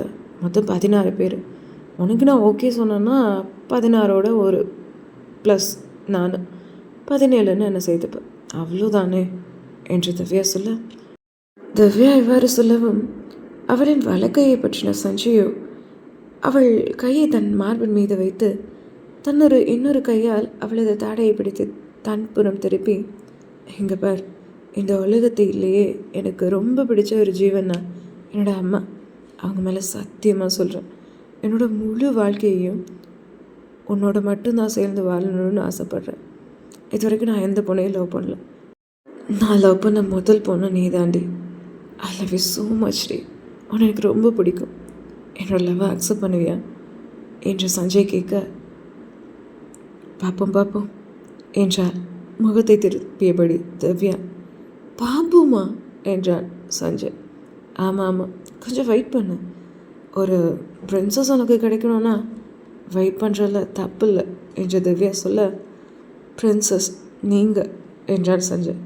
ஆமாம், எனக்கு நான் பிரின்சஸ் தான், உனக்கும் அப்படித்தானே என்று சஞ்சய் இடம் திவ்யா கேட்க, ஆமாம் என்றார் சஞ்சய். சரி, டைம் 2 ஆச்சு, இன்னும் கொஞ்ச நேரம் போனால் விடிஞ்சிடும், கிளம்பலாமா என்று திவ்யா கேட்க, இருவரும் காரில் ஏறி புறப்பட்டனர். மீதி கதையை அடுத்த அத்தியாயத்தில் பார்ப்போம். நன்றி. வணக்கம் மகளே, நீங்கள் இன்றைக்கி கேட்க போகிறது நீதியா இல்லை தென்ஸ்லா கதையோட 30வது அத்தியாயம். கேட்கலாமா? கௌசல்யா சுப்ரஜா என்று அதிகாலையிலேயே ராகவனின் வீட்டில் சுப்பிரபாதம் ஒழித்து கொண்டிருக்க, ஈரம் காயாத புது தாலியோடும் குளித்து முடித்து தளதளவென பட்டுப்புடவையை கட்டி காயாத தனது கூந்தலை டவலோடு எடுத்து கொண்டையிட்டு நெற்றி வகுடு நிறைய குங்குமமிட்டு முகமெங்கும் பூவாய் மலர்ந்திருக்க, நாணத்தோடு ராகவன் அறையின் கதவை காஃபி கப்போடு மது திறக்க, அவள் எழும்போது மெத்தையில் அயர்ந்து தூங்கிக் கொண்டிருந்த ராகவனோ தற்போது அங்கே காணவில்லை. ஏங்க எங்கே இருக்கீங்க என்றபடியே மது காஃபி கப்பை எடுத்துக்கொண்டு ராகவன் அறையின் பால்கனி, ஜிம், யோகா செய்யும் இடம் என எங்கும் அவனை தேட, அவனோ அங்கு எங்கும் இல்லை. காலையிலேயே இவர் எங்கே போயிருப்பாரு என்று யோசனையோடையே ராகவனின் அறையில் மது நின்றிருக்க, அவளை பின்னிருந்து அணைத்தாள் ராகவன். என்ன பண்ணுறீங்க? நான் குளிச்சிட்டேன், தள்ளி நில்லுங்க என்று மது அவனை விட்டு விலக முயற்சிக்க, அவனோ அவள் காது அருகே உதடி குவித்து ஊத பெருமூச்சு விட்டாள் மது. என்ன பண்ணுறீங்க? ஆஃபீஸ்க்கு டைம் ஆச்சு, கிளம்பலையா என்று மது கேட்க, மூடில்லை என்றான் அவன். அவளது தோளில் முகம் புதைத்தான். குழந்தையா நீங்கள்? கிளம்புங்க முதல்ல என்று அவள் சொல்ல, இன்னைக்கு நான் ஆஃபீஸ் போகல, போகமாட்டேன், லீவ் என்று ராகவன் சொல்லிக்கொண்டே அவளை தன்னை நோக்கி திருப்பி அவள் கையில் இருந்த காஃபியை வாங்கி கீழே வைக்க, அதன் பின் அவளை இறுக அணைத்து கொண்டான் ராகவன். அவனின் ஒற்றை விரல் கொண்டு அவள் நெற்றியோரம் சரிந்து விழுந்த முடியை அவன் ஒதுக்க, என்ன பண்ணுறீங்க நீங்கள் என்றாள் அவள்.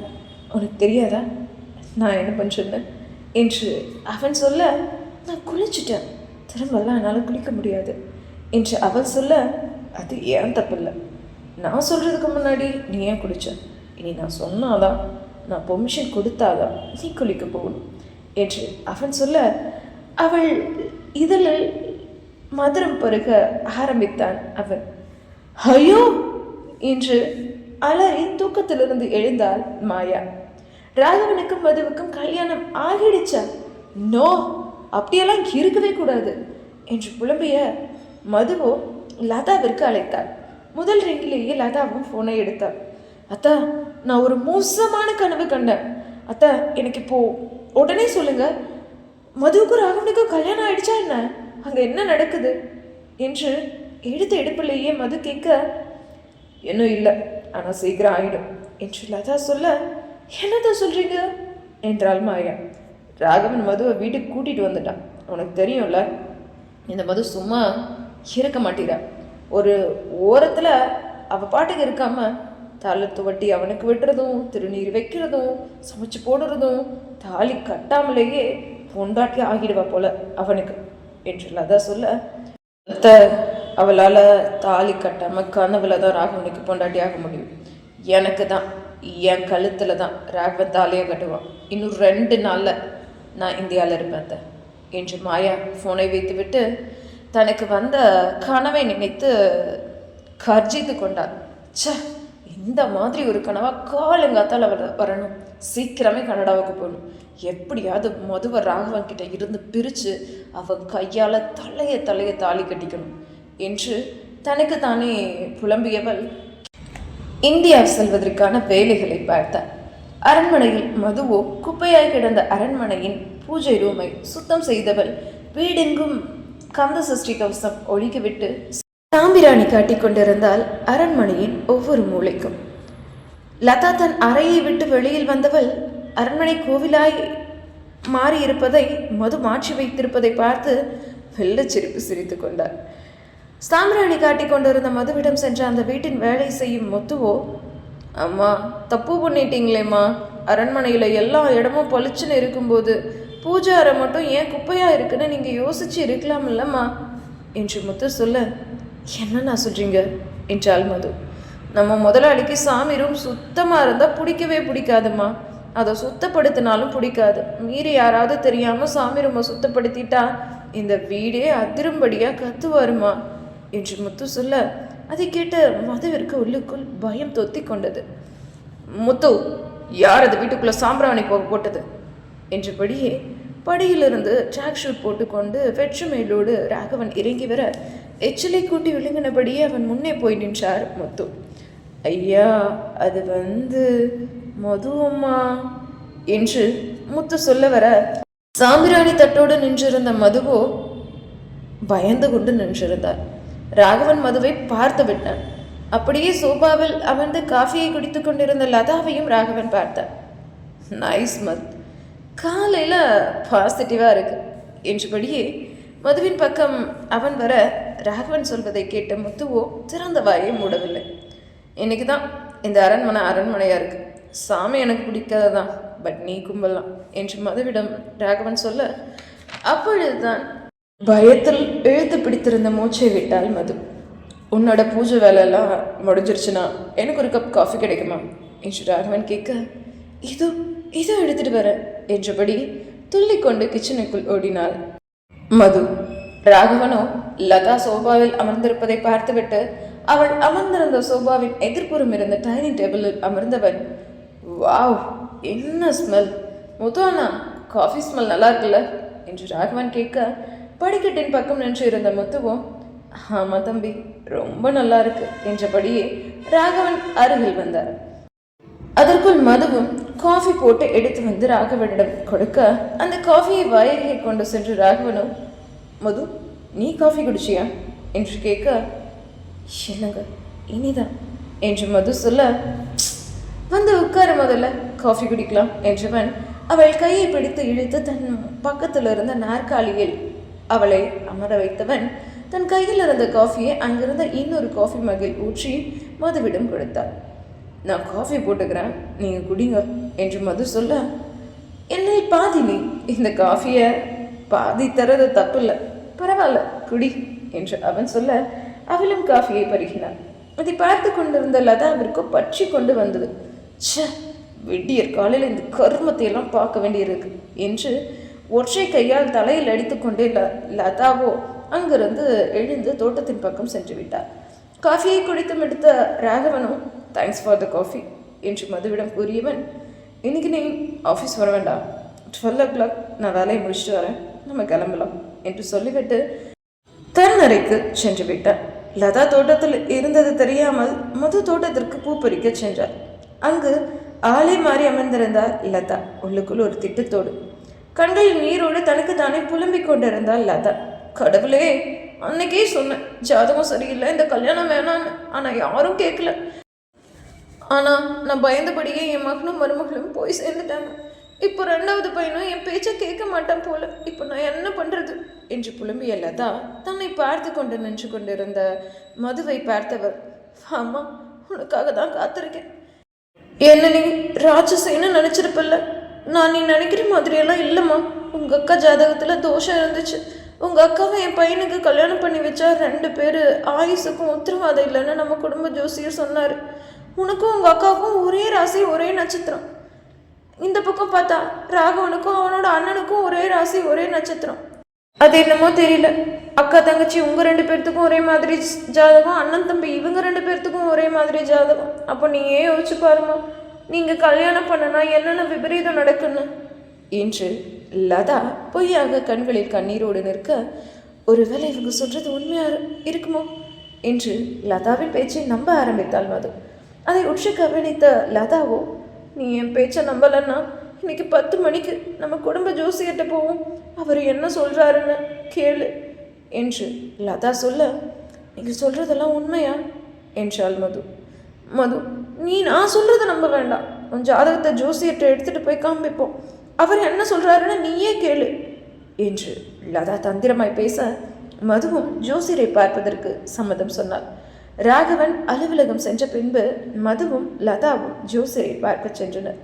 அங்கு ஜோசியரோ, இந்த பொண்ணை திருமணம் செஞ்சா இந்த ஆணுக்கு மரணம் நிச்சயம் என்று லதா சொன்னதை சொல்லும் கிளிப்பிள்ளை போல் ஜோசியர் சொல்ல, அதை கேட்டதும் அவ்வளவுதான். மது சொக்கு நிறாய் உடைந்தே விட்டார். ஜோசியரை பார்த்து முடித்து வெளியில் வந்த மதுவோ, இப்போ என்ன பண்ணணும்னு சொல்லுங்க என்று உணர்ச்சியற்ற முகத்தோடு மது சொல்ல, நீ ஒன்றும் செய்ய வேணாம், நான் சொல்றதுக்கெல்லாம் தலையை மட்டும் ஆட்ட போதும் என்றார் லதா சிரித்தபடி. சீதாவின் பொட்டிக்கு ஆதித்யனின் திறப்பு விழாவின் போது நடந்ததையே நினைத்து கொண்டிருந்தாள் சீதா. அவளுக்கு தூக்கமே வரவில்லை.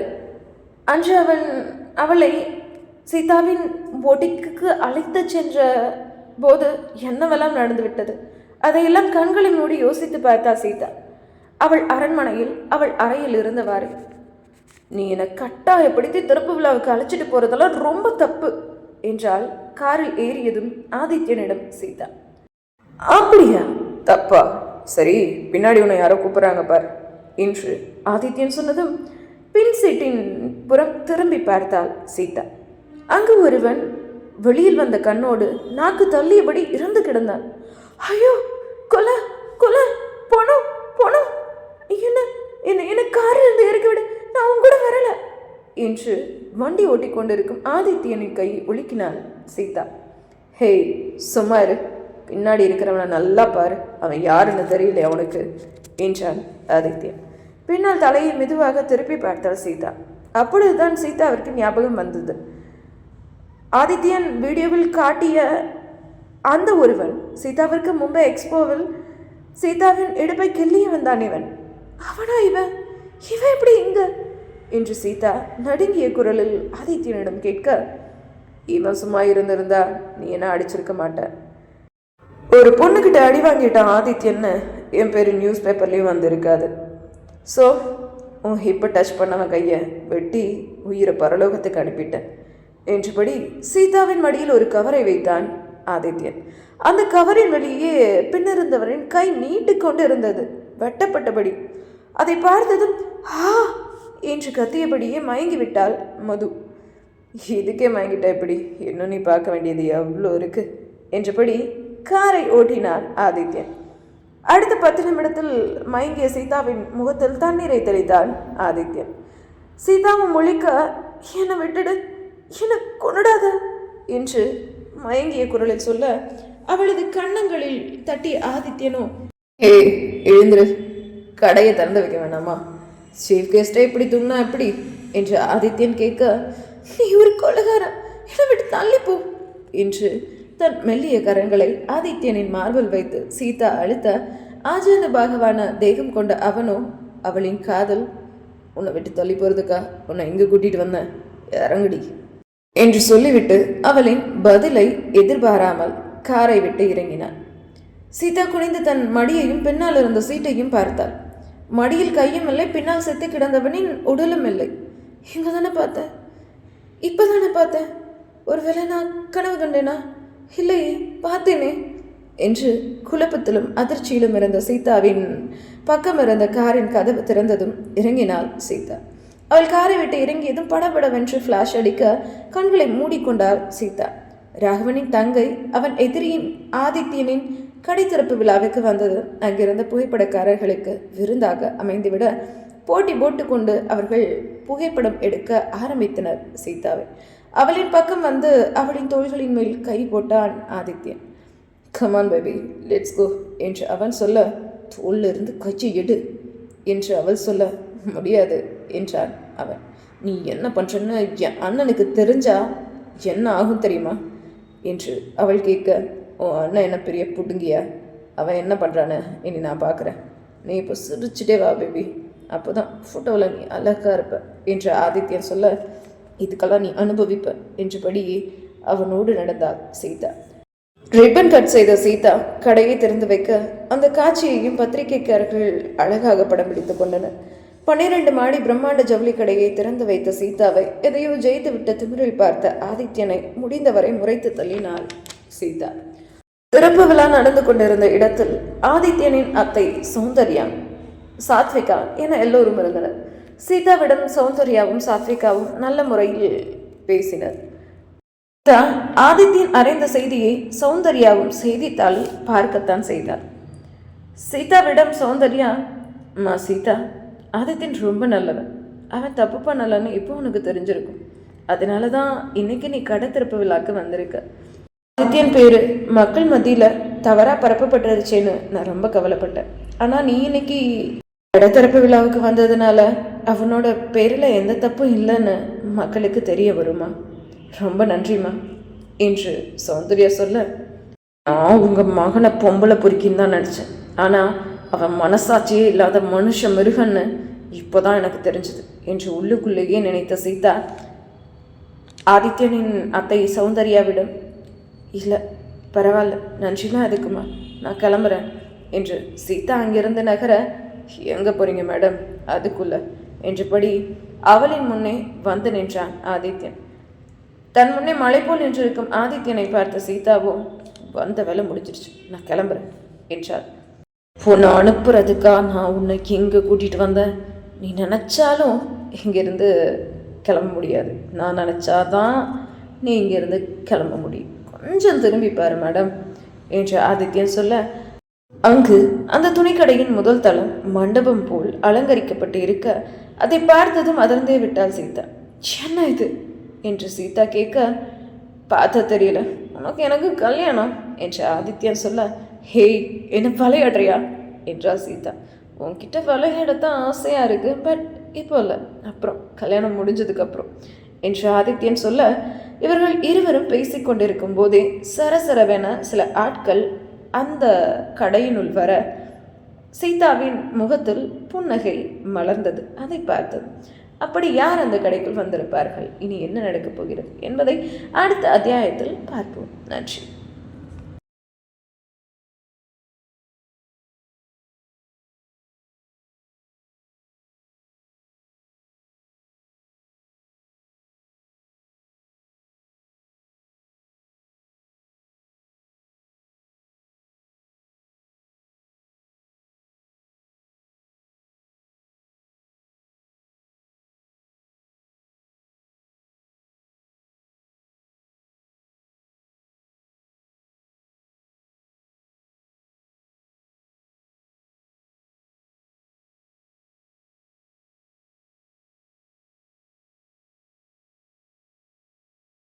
வணக்கம் மகளே. நீ தீயா இல்லை தேஞ்சலா? அத்தியாயம் 31. இந்த கதைய முழுசா கேட்டுட்டு கதை எப்படி இருக்குன்னு கமெண்ட்ல சொல்லிருங்க. இப்பதான் புதுசா நம்ம சேனல்ல பாக்குறீங்க அப்படின்னா சப்ஸ்கிரைப் பண்ணிட்டு கதை கேட்ட பின்னாடி லைக்கும் செஞ்சுடுங்க. கதையை கேட்கலாமா? தொலை தூரம் நீ போனால் உன்னை தேடி வெகு தூரம் பயணிக்கிறது எந்த நுல்லும். இப்படி சஞ்சய் அனுப்பிய மெசேஜை பார்த்துவிட்டு நீ திருந்தவே மாட்டியா என்று பதில் மெசேஜ் அனுப்பினார் திவ்யா. திருத்த நீ வந்தா திருந்திக்கிறேன், எப்போ வர என்று சஞ்சய் மெசேஜ் அனுப்ப வாய்ப்பே இல்லை என்று திவ்யாவும் அவனுக்கு மெசேஜ் அனுப்பினார்.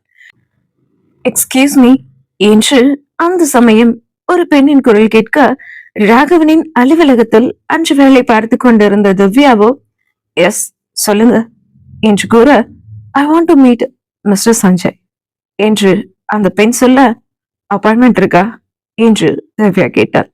ராகவன் சஞ்சய் இருவரையும் அப்பாயின்மெண்ட் இன்றி யாரும் பார்க்க முடியாது அந்த அலுவலகத்தில்.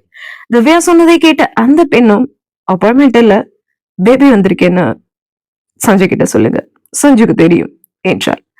அந்த பெண் ரொம்ப உரிமையாக இப்படி சொல்லவும் அவளை மேலிருந்து கீழ் பார்த்தாள் திவ்யா. நவநாகரிக உடையில் சினிமா நடிகை போல் இருந்தால் அந்த பெண்.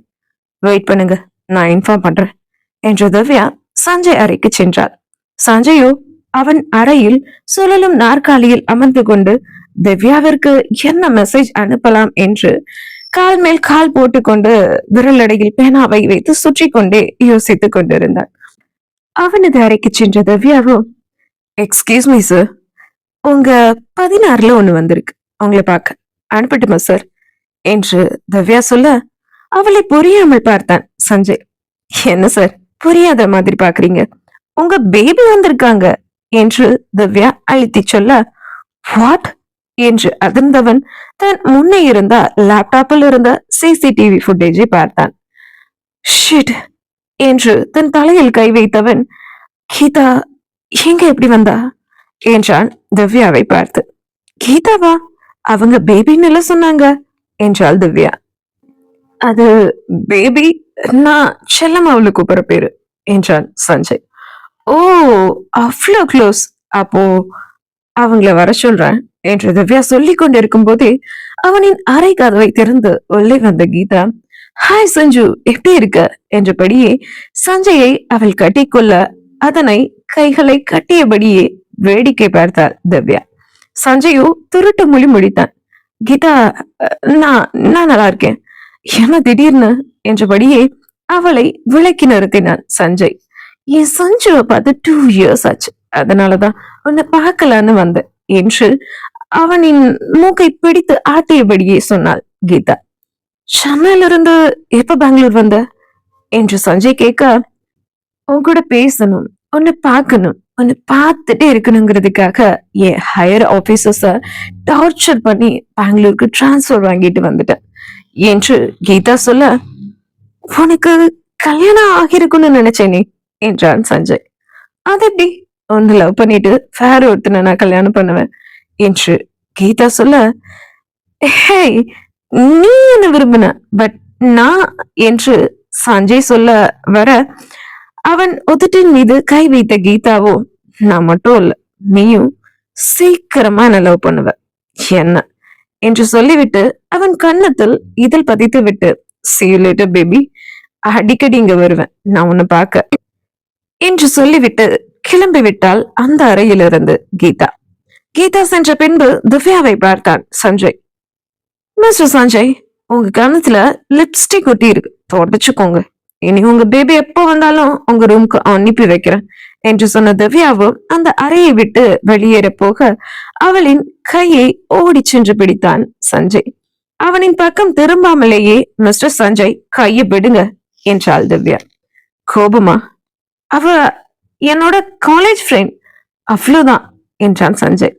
அவ உங்க காலேஜ் ஃப்ரெண்டா இருந்தா என்ன, ஸ்கூல் ஃப்ரெண்டா இருந்தா என்ன, எனக்கு என்ன? அதையே என்கிட்ட சொல்றீங்க? நான் உங்க ஆபீஸ்ல வேலை பார்க்குற ஒரு ஸ்டாஃப், அவ்வளவுதான். உங்க பர்சனல் இன்ஃபர்மேஷன் எல்லாம் எனக்கு சொல்ல வேண்டிய அவசியம் இல்ல சார் என்று கூறிவிட்டு சஞ்சயின் கையை உதறிவிட்டு அந்த அறையை விட்டு வெளியேறிவிட்டாள் திவ்யா. கோபம் வருது அவளுக்கு. என்கிட்ட ஒரு பொண்ணு க்ளோஸா பேசுனா அவளுக்கு கோபம் வருது. உள்ளுக்குள்ள என் மேல இவ்வளவு லவ் வச்சுட்டு ஏண்டி அதை மறைக்கிற? இந்த கீதாவை வச்சே உன்னோட லவ் என்கிட்ட சொல்ல வைக்கிறேன் பாரு என்று தனக்கு தானே சொல்லிக் கொண்ட சஞ்சய் சிசிடிவி கேமராவின் வழியே கோபத்தோடு தன் கேபினில் அமர்ந்திருக்கும் திவ்யாவை ரசித்துக் கொண்டிருந்தான். இதே சமயம் சீதாவோ ஆதித்யனின் ஜவுளி கடை திறப்பு விழாவில் நடந்ததை எண்ணி கவலையோடு இருந்தாள்.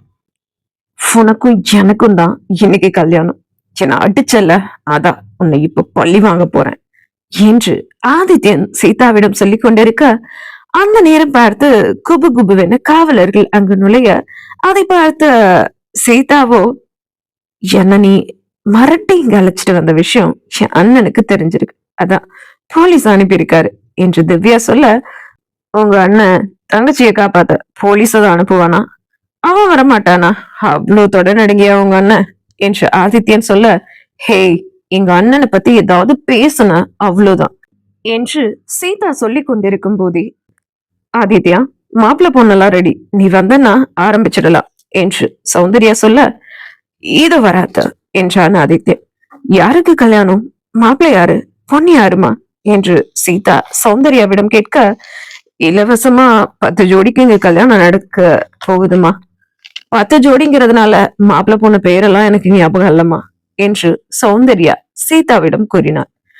அப்பா, இப்பதான் எனக்கு உயிரே வந்துச்சு. கொலை பண்ண தயங்காதவன் என் கழுத்துல தாலிய கட்டவும் தயங்க மாட்டான் என்று சீதா மனதிற்குள் நினைத்து கொண்டு இருக்க, அவளின் பின்னே நின்ற ஆதித்யனும் அவள் மனதை படித்தவனாக, நீ நினைக்கிறது கரெக்டு தான். உனக்கு தாலி கட்டெல்லாம் நான் தயங்கவே மாட்டேன். நான் நினைச்சா இப்ப கூட உன் கழுத்துல தாலியை கட்டுவேன். உங்க அண்ணன் மாதிரி நான் உன்னை லவ் பண்றேன், நீ என்ன லவ் பண்ற வரைக்கும் வெயிட் பண்ணுவேன்னு சொல்லலாம் மாட்டேன்.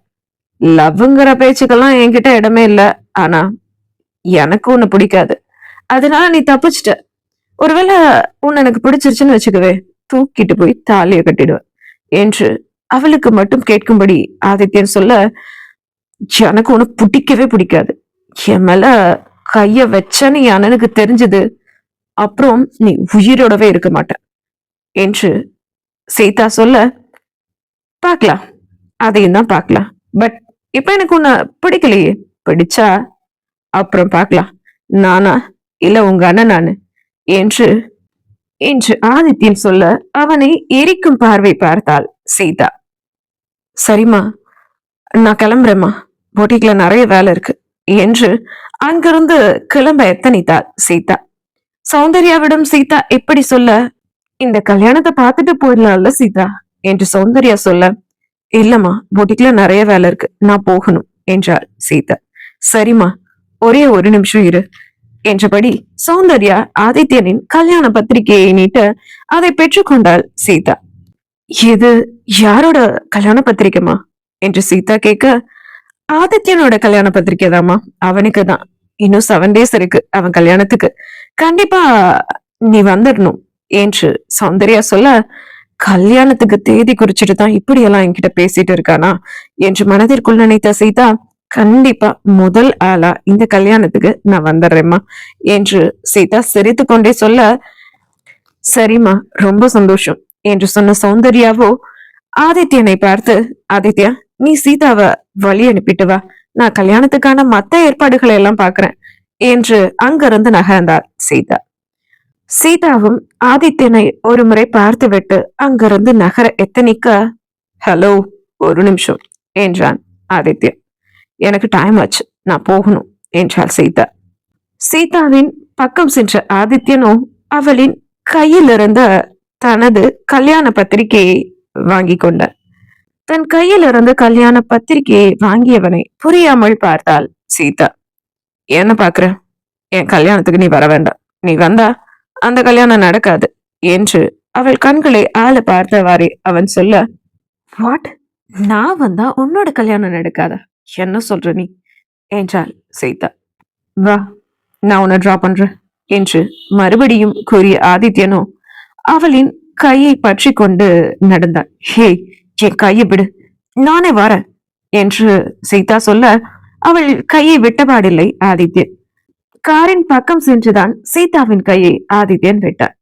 காரில் ஏறிக்கொண்டு காரை ஸ்டார்ட் செய்தான் ஆதித்யன். வந்து ஏறு என்று ஆதித்யன் சீதாவை பார்த்து சொல்ல, சீதாவோ அந்த ஜவுளி கடையின் எதிர்ப்புறம் நின்றிருந்த ஆட்டோவில் ஏறி தன்னுடைய பொட்டிக்கிற்கு சென்று விட்டார். சீதாவை ஆதித்யன் தடுக்கவும் இல்லை, ஏன் இப்படி செய்கிறாய் என்று கேட்கவும் இல்லை. அவள் அங்கிருந்து சென்றதும் ஆதித்யன் காரிலிருந்து இறங்கி அவள் சென்ற ஆட்டோவையே பார்த்தவன், ரொம்ப கோபக்காரிதான் போல என்று சொன்னபடி காரை விட்டு இறங்கி துணிக்கடைக்குள் சென்று விட்டான். இதையெல்லாம் நினைத்து பார்த்த சீதாவிற்கோ அவள் கையிலிருந்து ஆதித்யன் இன்விடேஷனை பறித்த அந்த கணம் அடிக்கடி ஞாபகம் வந்து கோபத்தையும் கவலையையும் ஏற்படுத்தியது. அது ஒரு புரியாத உணர்வுதான். அதை எப்படி சமாளிப்பது அந்த உணர்வை என்று சீதாவிற்கு தெரியாமல் விழிப்பிதுங்கி நின்றார்.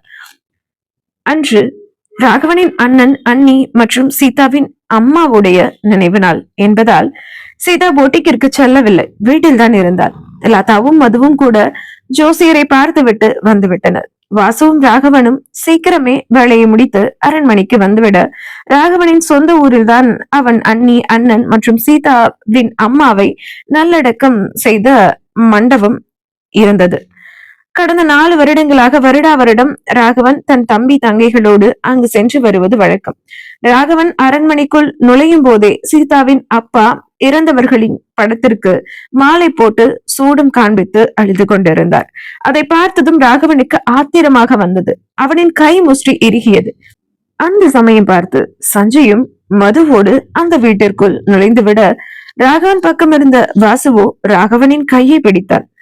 மச்சான், கோபப்படாத, சஞ்சய் வந்துட்டான். நீ இப்ப பார்த்திபனை அடிக்க போனா ஏன் எதுக்குன்னு கேள்வி வரும் என்று வாசு சொல்ல, ஹாலில் நின்றிருந்த மது, சஞ்சய், சீதா, திவ்யாவிடம் ஜஸ்ட் ஹாஃப் அன் அவர் தான், எல்லாரும் கிளம்பிருங்க, வந்துடுறேன் என்று ராகவன் சொல்லிவிட்டு படியேற கூடவே வாசுவும் அவனோடு சென்றான்.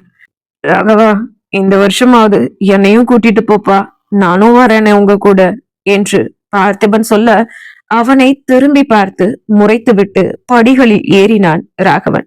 ராகவனின் முறைப்பிற்கான அர்த்தம் என்னவென்று பார்த்திபனுக்கு விளங்க அமைதியாய் அவர் அறைக்கு சென்று விட்டார் பார்த்திபன்.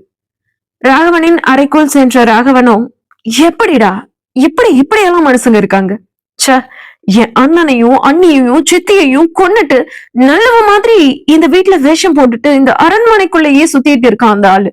எனக்கு வர ஆத்திரத்துக்கு அவனை இங்கேயே கொன்னுடணும் போல இருக்கு என்று ராகவன் மூச்சை பிடித்து கொண்டு கத்த, விட்ரா மச்சான், டென்ஷன் ஆகாத, உண்மையை ரொம்ப நாள் மறைச்சு வைக்க முடியாதுல்ல என்றான் வாசு.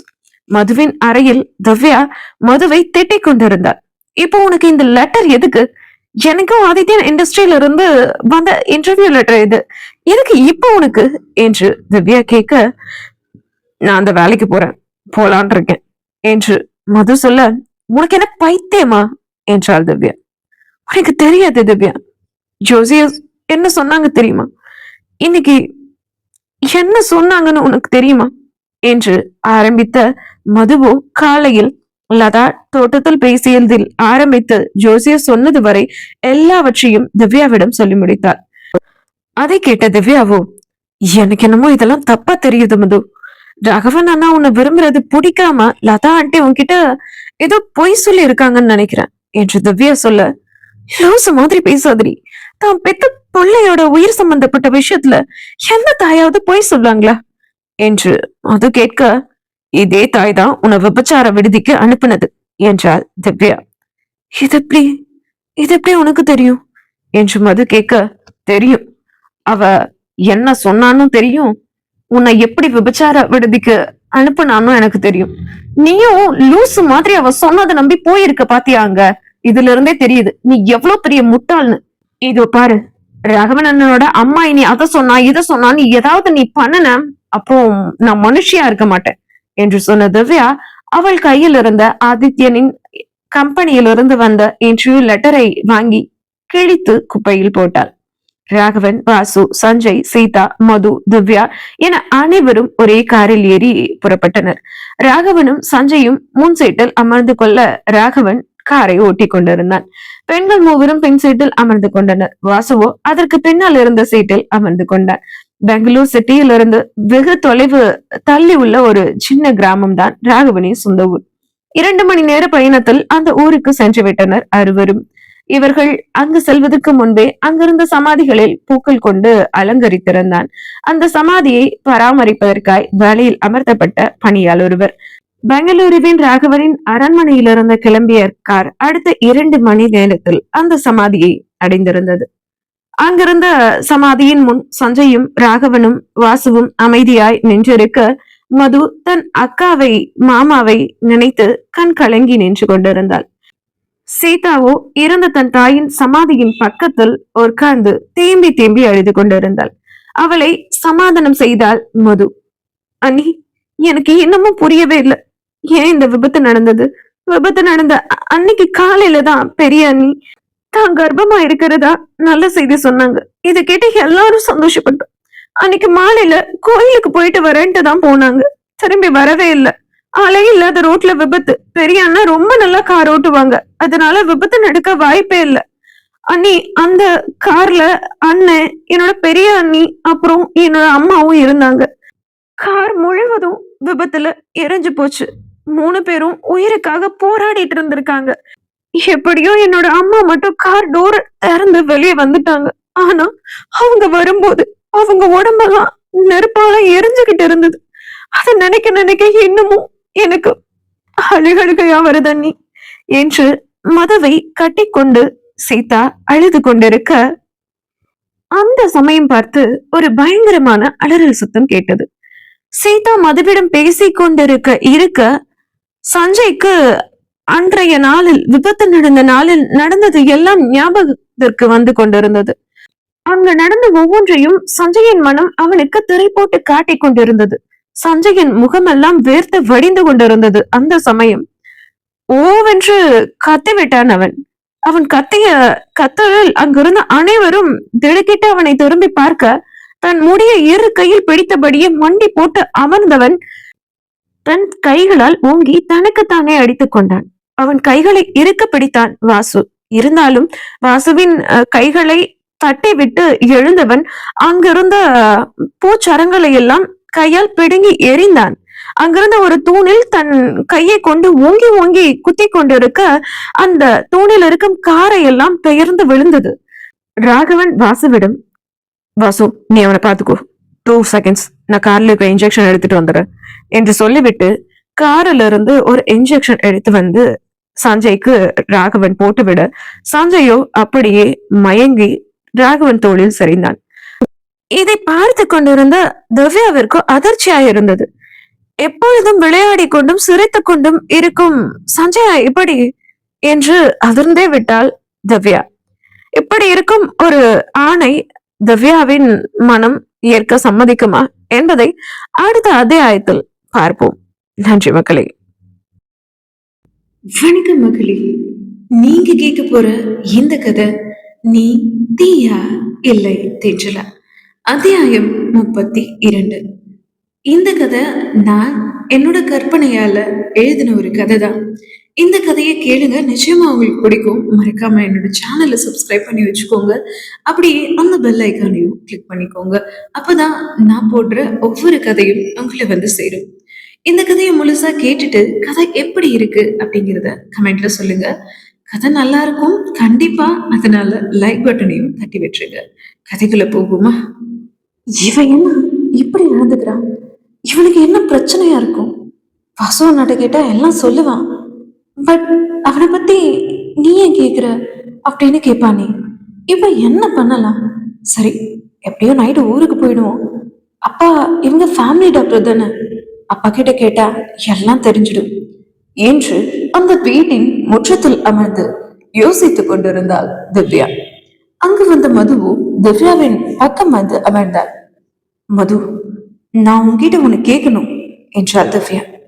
சொல்லுடி, என்ன கேட்க போற என்றாள் மது. சஞ்சய் ஏன் இப்படி நடந்துக்கிறான், இத பத்தி உனக்கு ஏதாவது தெரியுமா என்று திவ்யா கேட்க, இல்லடி, எனக்கு எதுவும் தெரியாது. ஆனா சஞ்சய பார்த்தா ரொம்ப பாவமா இருக்குடி என்று மது சொல்ல, ஆமா, ரொம்ப கஷ்டமா இருக்குடி என்றாள் திவ்யா. அந்த சமயம் அங்கு வந்த சீதா, அண்ணி, உங்க 2 பேரையும் அண்ணா கூப்பிடுறாரு என்று சொல்ல, மதுவும் திவ்யாவும் சீதாவோடு அந்த வீட்டிற்குள் சென்றனர். ராகவன் அங்கிருந்த வரவேற்பறையில் இருந்த தூணில் சாய்ந்தபடி கைகளை கட்டி கொண்டு நின்றிருந்தான். வாசுவோ அங்கிருந்த மர நாட்காலியில் அமர்ந்திருந்தான். திவ்யாவும் மதுவும் வரவேற்பறைக்கு சென்றதும் அவர்களை பார்த்த ராகவன், சீதாக்கும் வாசுக்கும் சஞ்சய பத்தி எல்லாம் தெரியும், பட் உங்க 2 பேருக்கும் தெரியாது. சஞ்சய் கத்தனதையும் ஆக்ரோஷமா நடந்துகிட்டதையும் பார்த்திருப்பீங்க. அது ஏன், எதனால அப்படின்னு எல்லாம் நீங்க யோசிக்க வேண்டாம். இதை மட்டும் தெரிஞ்சுக்கோங்க, அவன் தூங்கி எழுந்தானா அவன் கத்துனது, ஆக்ரோஷமா நடந்துகிட்டது எல்லாத்தையும் அவன் மறந்துடுவான். சோ அத பத்தி மறந்தும் அவன்கிட்ட கேட்டுடாதீங்க. அதை சொல்லத்தான் நான் உங்களை கூப்பிட்டேன். தட்ஸ் ஆல் என்று சொன்ன ராகவனின் முகத்தில் விரக்தியும் சோகமும் நிரம்பி கிடப்பதை மது பார்த்தார். எப்பவும் குறையாத கம்பீரத்தோடு பார்த்த அவனை எப்படி பார்ப்பது மதுவுக்கு கஷ்டமாகத்தான் இருந்தது. ராகவன் பேசி முடித்ததும் ஒரு பணியாளர் ஒரு பெரிய கேரியரில் சாப்பாடும் வாழை இலையும் கொண்டு வந்தான். ஐயா, மத்தியானம் சாப்பாடு கொண்டு வந்திருக்கேன் என்று அந்த பணியால் சொல்ல, வச்சுட்டு போங்க என்றான் அவனை பார்த்து ராகவன். அந்த பணியால் அங்கு இருந்து சென்றதும், எல்லாரும் சாப்பிடுங்க, எனக்கு பசிக்கல, நான் ரூம்ல போய் கொஞ்ச நேரம் இருக்கேன், சஞ்சய் எழுந்ததும் எனக்கு இன்ஃபார்ம் பண்ணுங்க என்று ராகவன் சொல்லிவிட்டு ஒரு அறையில் நுழைந்து கொள்ள, எனக்கும் சாப்பாடு வேண்டாம், நீங்க சாப்பிடுங்க என்று வாசுவும் கூறினான். துக்கம் தொண்டை அடைக்க தன் அந்நண்பன் துக்கத்தில் துவளும் போது வாசுவுக்கு மட்டும் எப்படி சாப்பாடு இறங்கும்? அதனால் சாப்பாடு வேண்டாம் என்று கூறிவிட்டான் வாசு. திவ்யாவும் சீதாவும் கூட சாப்பிட மறுத்துவிட, ஏன் எல்லாரும் இப்படி முகத்தை சுகமா வச்சுட்டு இருக்கீங்க? அதான் சஞ்சயனும் கொஞ்ச நேரத்துல எழுந்திரிச்சிடுவார்ல. வாசுனா, நீங்க போய் அவரை சாப்பிட கூட்டிட்டு வாங்க என்றாள் மது. இல்லம்மா, அவன் வேண்டான்னு சொல்லிட்டா, அவ்வளவுதான், மறுபடியும் அவனை சமாதானப்படுத்த போனா அடிதான் விழும் என்றான் வாசு. சரிண்ணா, நான் போய் அவரை அழைச்சிட்டு வரேன் என்று சொன்ன மதுவோ அவன் அறையை நோக்கி நடந்தார். ராகவன் இருந்த அறையின் கதவு சாத்தி கிடந்தது. கதவை தட்டினால் மது. அவன் திறக்கவில்லை. ராகவன், கதவு திறங்க என்றாள் மது. அவனிடம் பதில் இல்லை. லேசாக மது அந்த கதவை தள்ள அந்த கதவு உள்ளே தாளிடப்படாததால் திறந்து கொண்டது. அந்த அறையின் உள்ளே இருந்த சாய்வு நாற்காலியில் கைகளை மார்பின் குறுக்கே கட்டிக்கொண்டு தலை சாய்த்து அமர்ந்திருந்தான் ராகவன். அவனின் பக்கம் சென்றாள் மது. கண்களை மூடி சாய்ந்து அமர்ந்திருப்பவனை தட்டி எழுப்பும் தைரியம் அவளுக்கு இல்லை. அதனால் அவனை விட்டு ஒரு அடி தள்ளி இருந்தவாறே, ராகவ், சாப்பிடலாமாங்க, எல்லா வாழ்க்கையிலும் இறப்புங்கிறது மறக்க முடியாதது தானே. சிலருக்கு இயற்கை மரணம், சிலருக்கு விபத்தின் மூலமா மரணம், ஒரு சிலருக்கு அவங்களோட மரணத்தை அவங்களா தேடிக்கிறாங்க. ஆக மொத்தம் மரணம் எல்லாருக்குமே உண்டு தானே. அதனால கவலைப்படாதீங்க. உங்க அண்ணன் மட்டும் இல்ல, என் அக்காவும் தானே இறந்துட்டாங்க, நான் தைரியமா இல்லையா என்று மது சொல்லி முடித்த கணம் கண்களை திறந்தான் ராகவன். அவன் கண்கள் இரத்த சிவப்பாய் மாறி இருக்க அனல் கக்கும் பார்வையோடு மதுவை நோக்கினான் ராகவன். மது அவனை இப்படி பார்த்தது கிடையாது. இவ்வளவு கோபத்தோடு மதுவின் நெஞ்சுக்கூடு பயத்தில் ஏறி இறங்கியது. நிதானமாய் எழுந்த ராகவன் மதுவை நோக்கி வந்தான். அவளோ பயத்தில் ஒரு அடி பின்னே நகர்ந்தாள். சுவரோடு ஒற்றி நின்ற மதுவின் பக்கம் சென்று அவளை நெருங்கி நின்ற ராகவனோ அவளின் கழுத்தை இறுக்கி பிடித்தான். மரணம் எல்லாருக்கும் வருந்தான், ஆனா உன்னோட அக்கா, என்னோட அண்ணா, என் சித்தையோட மரணம் தானா நிகழ்ந்ததில்ல, ஒருத்தனால ஏற்படுத்தப்பட்டது. அந்த ஒருத்தன் என் அப்பன் கூட பிறந்த என்னோட சித்தப்பன். இப்போ பேசுடி, என்னோட நிலைமைய பத்தி யோசிடி. என் அண்ணன் அண்ணி ஒரு பாவம் அறியாத 2 மாத சிசு. எனக்கு அம்மாவா இருந்து என்ன பார்த்துட்டு என் சித்தி இவங்க எல்லாரையும் காரை விட்டு இறங்க முடியாம செஞ்சு அந்த கார்ல பெட்ரோலை ஊத்தி உயிரோட துடி துடிக்க கொன்ன அவனை கொல்ல முடியாம நொடிக்கு நொடி வெந்துட்டு இருக்கேன் தெரியுமா என்று ராகவன் சொல்ல சொல்ல மதுவின் கண்களில் இருந்து கண்ணீர் துளிகள் வழிந்தது. ராகவன் பிடித்த பிடியில் மூச்சு விட முடியாமல் திணறினாள் மது. அவள் இருமிக் கொண்டிருக்க அதை உணர்ந்த ராகவனும் சாரி சாரி மது என்று சொன்னபடியே அவள் கழுத்திலிருந்து கையை எடுத்தாள். சாரி ராகவ், உங்க நிலைமை தெரியாம ஏதேதோ பேசி உங்களை கஷ்டப்படுத்திட்டேன் என்று அழுதபடி மது சொல்ல ராகவனும் மார்பின் குறுக்கே கைகளை கட்டிக்கொண்டு அங்கிருந்த ஜன்னலின் வெளியே வேடிக்கை பார்த்து கொண்டிருந்தான். ராகவனின் பக்கத்தில் மது செல்ல ராகவனும் இட்ஸ் ஓகே, நீ கிளம்பு என்றார். ராகவனின் பக்கம் நின்றிருந்த மதுவோ ராகவனின் கண்களை நோக்கினார். அந்த கண்களில் அத்தனை வழிகள். அந்த வழிகளை இறக்கி வைக்க யாரும் இல்லாமல் உள்ளுக்குள்ளேயே தேக்கி வைத்திருக்கிறான் என்பது அவனது பார்வையில் அறிந்து கொண்டாள் மது. அடுத்த கணம் அவனை அணைத்துக் கொண்டாள் மது. என்ன பண்ணிட்டு இருக்க மது? அவனை விட்டு பிரியணும் விலகணும்னு டிசைட் பண்ண மது நீ என்று அவளது ஒரு மனம் சொல்ல, இப்போ என்னோட அருகாம ராகவனுக்கு தேவைப்படுது. என்னோட இந்த அணைப்பு நாளைக்கு அப்படிங்கிற ஆறுதலையாவது அவருக்கு கொடுக்கும், கொஞ்சமாவது அவரோட வலி குறையும் என்று அவளின் இன்னொரு மனம் சொல்ல, மதுவின் எதிர்பாராத அவளின் அந்த அணைப்பு அவனுக்கும் கொஞ்சம் ஆறுதலாய் இருந்ததுதான். அவளை அணைத்தபடியே கண்களை மூடி அவன் இருக்க, அவளும் அவனை அணைத்தபடி கண்களை மூடி அவன் மார்போடு ஒன்றியிருந்தாள். சில நிமிடம் மௌனம் இருவருக்கும். பிறகு முதலில் மௌனம் கழித்தது மதுதான். மாமா, உங்களால நீங்க சாப்பிடலன்னு எல்லாரும் சாப்பிடாம இருக்காங்க, சாப்பிடலாமே என்றாள் மது. அவளை சட்டென்று விளக்கி நிறுத்திய ராகவனும் அவள் கண்களை ஆழ பார்த்தவாறு கமகே என்றான். சாப்பிட வாங்க, உங்களுக்காக எல்லாரும் சாப்பிடாம இருக்காங்க என்றாள் மது திரும்பவும். இல்ல இல்ல, நீ இப்படி சொல்லல, சரியா சொல்லு என்று ராகவனிடம் மாமா சாப்பிட வாங்க என்று கூறிவிட்டு அந்த அறையை விட்டு வெளியே சென்று விட்டாள் மது.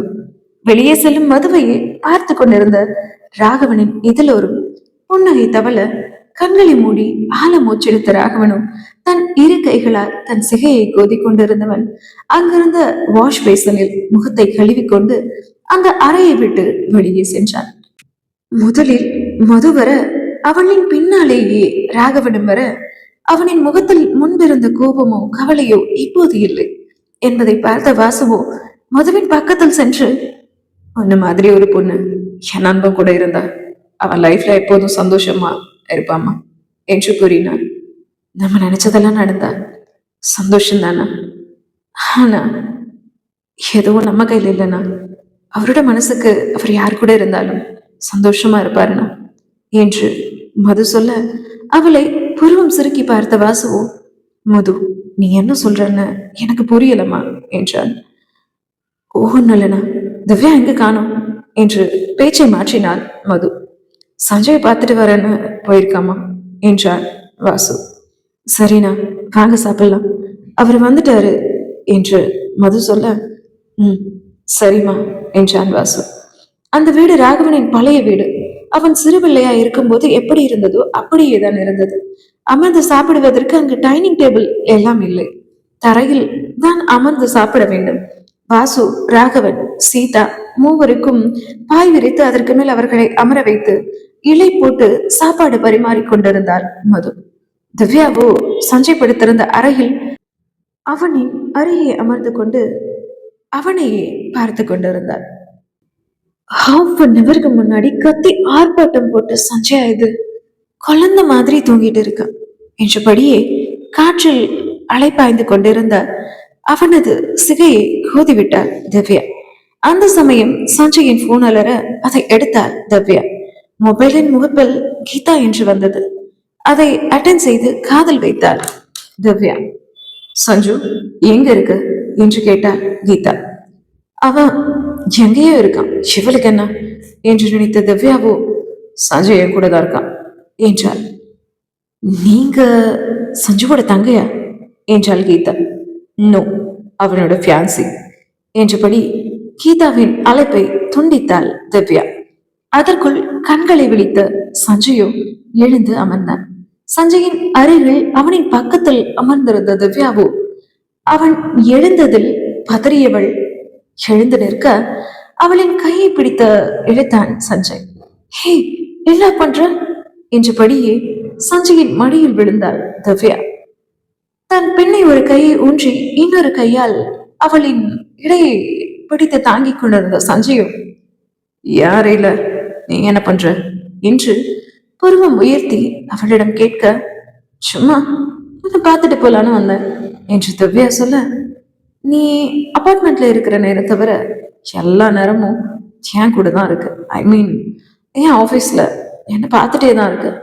அப்புறம் என்ன, இப்போ யாருக்கு எதுக்கு வந்தேன்னு சொல்ல போறியா இல்லையா என்று அவன் சொல்ல, ராகவன் நான் சொன்ன மாதிரி இவனுக்கு நடந்தது எதுவும் ஞாபகம் இல்லை போலையே என்று கண்ணமைக்காமல் சஞ்சயை பார்த்து கொண்டிருந்தால் திவ்யா அவன் மடியில் அமர்ந்திருப்பதை மறந்து அவள் முன்னே சொடக்கிட்டான் சஞ்சய். சட்டென தன்னலை உணர்ந்த திவ்யாவோ அவன் மடியிலிருந்து எழுந்தாள். இப்போ எதுக்கு என் அறைக்கு வந்தன சொல்ல போறியா இல்லையா என்று கேட்டான் சஞ்சய். இல்ல, நீ தூங்கிட்டு இருந்தியே, உனக்கு பசிக்குமே, சாப்பிட எழுப்பலான்னு வந்தேன். ரொம்பலாம் நீ கற்பனை பண்ணிக்காத, அதுக்கெல்லாம் நீ சரிப்பட்டு வர மாட்ட என்று திவ்யா சொல்ல, கட்டிலில் இருந்து எழுந்த சஞ்சயும் கட்டி இருந்த வேஷ்டியை மடித்து கட்டிக்கொண்டு, யார பார்த்து என்ன வார்த்தை சொன்ன, நான் சரிப்பட்டு வர மாட்டேனா? இப்ப பாரு, தெரியும் நான் சரிப்பட்டு வருவேனா மாட்டேன் நான் என்று சஞ்சயும் அவளை பிடிக்க கைகளை நீட்ட, அவளோ அவன் அறையை விட்டு வெளியில் சென்றார். எங்க ஓடுற, நீ எங்க போனாலும் உன்னை இன்னைக்கு விட போறதா இல்லை என்று சொன்னபடியே அவளின் பின்னே அவனோட திவ்யாவோ வரவேற்பறைக்கு சென்று அங்க இருந்த ஒரு தூணின் பின்னே ஒழிந்து கொண்டார். சஞ்சய் ஓடி வந்ததை அங்கிருந்த ராகவன், மது, சீதா, வாசு என அனைவரும் திரும்பி பார்க்க ஒரு மாதிரி ஆகிவிட்டது சஞ்சய்க்கு.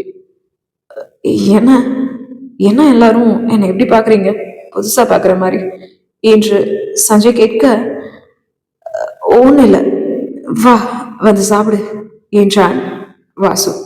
பசிக்கல மாம்ஸ் என்றான் சஞ்சய். அதெல்லாம் பசிக்குண்டா, மார்னிங் சாப்பிட்டது, வந்து சாப்பிடு என்று வாசு சொல்ல, வரேன் என்றபடியே திவ்யாவை தேடினான் சஞ்சய். திவ்யா தூணின் பின்னால் மறைந்திருந்தது சஞ்சய்க்கு நன்றாக தெரிந்தது. அந்த தூணின் பக்கமாய் சென்ற சஞ்சயோ அவள் எதிர்பாராத நேரத்தில் அவளின் இடையே கில்ல அவளோ வென்று கத்தினாள். அதை எதுவும் கண்டுகொள்ளாதவனாக வாசுவின் பக்கம் சென்று அமர்ந்தான் சஞ்சய். என்னம்மா, என்ன அங்க சத்தம் என்று வாசு கேட்க, நத்திங்னா ஒண்ணு இல்லை என்றபடியே மதுவின் பக்கம் வந்து நின்றாள் திவ்யா. தூணின் பின்னே ஒழிந்த திவ்யாவையும் அவளை சீண்டிய சஞ்சயையும் மது பார்த்து விட்டார். இவங்களுக்குள்ள என்னமோ இருக்குது போல என்று மது யோசிக்க, சஞ்சயை முறைத்தவாறே அவனுக்கு சாப்பாடு பரிமாறி கொண்டிருந்தாள் திவ்யா.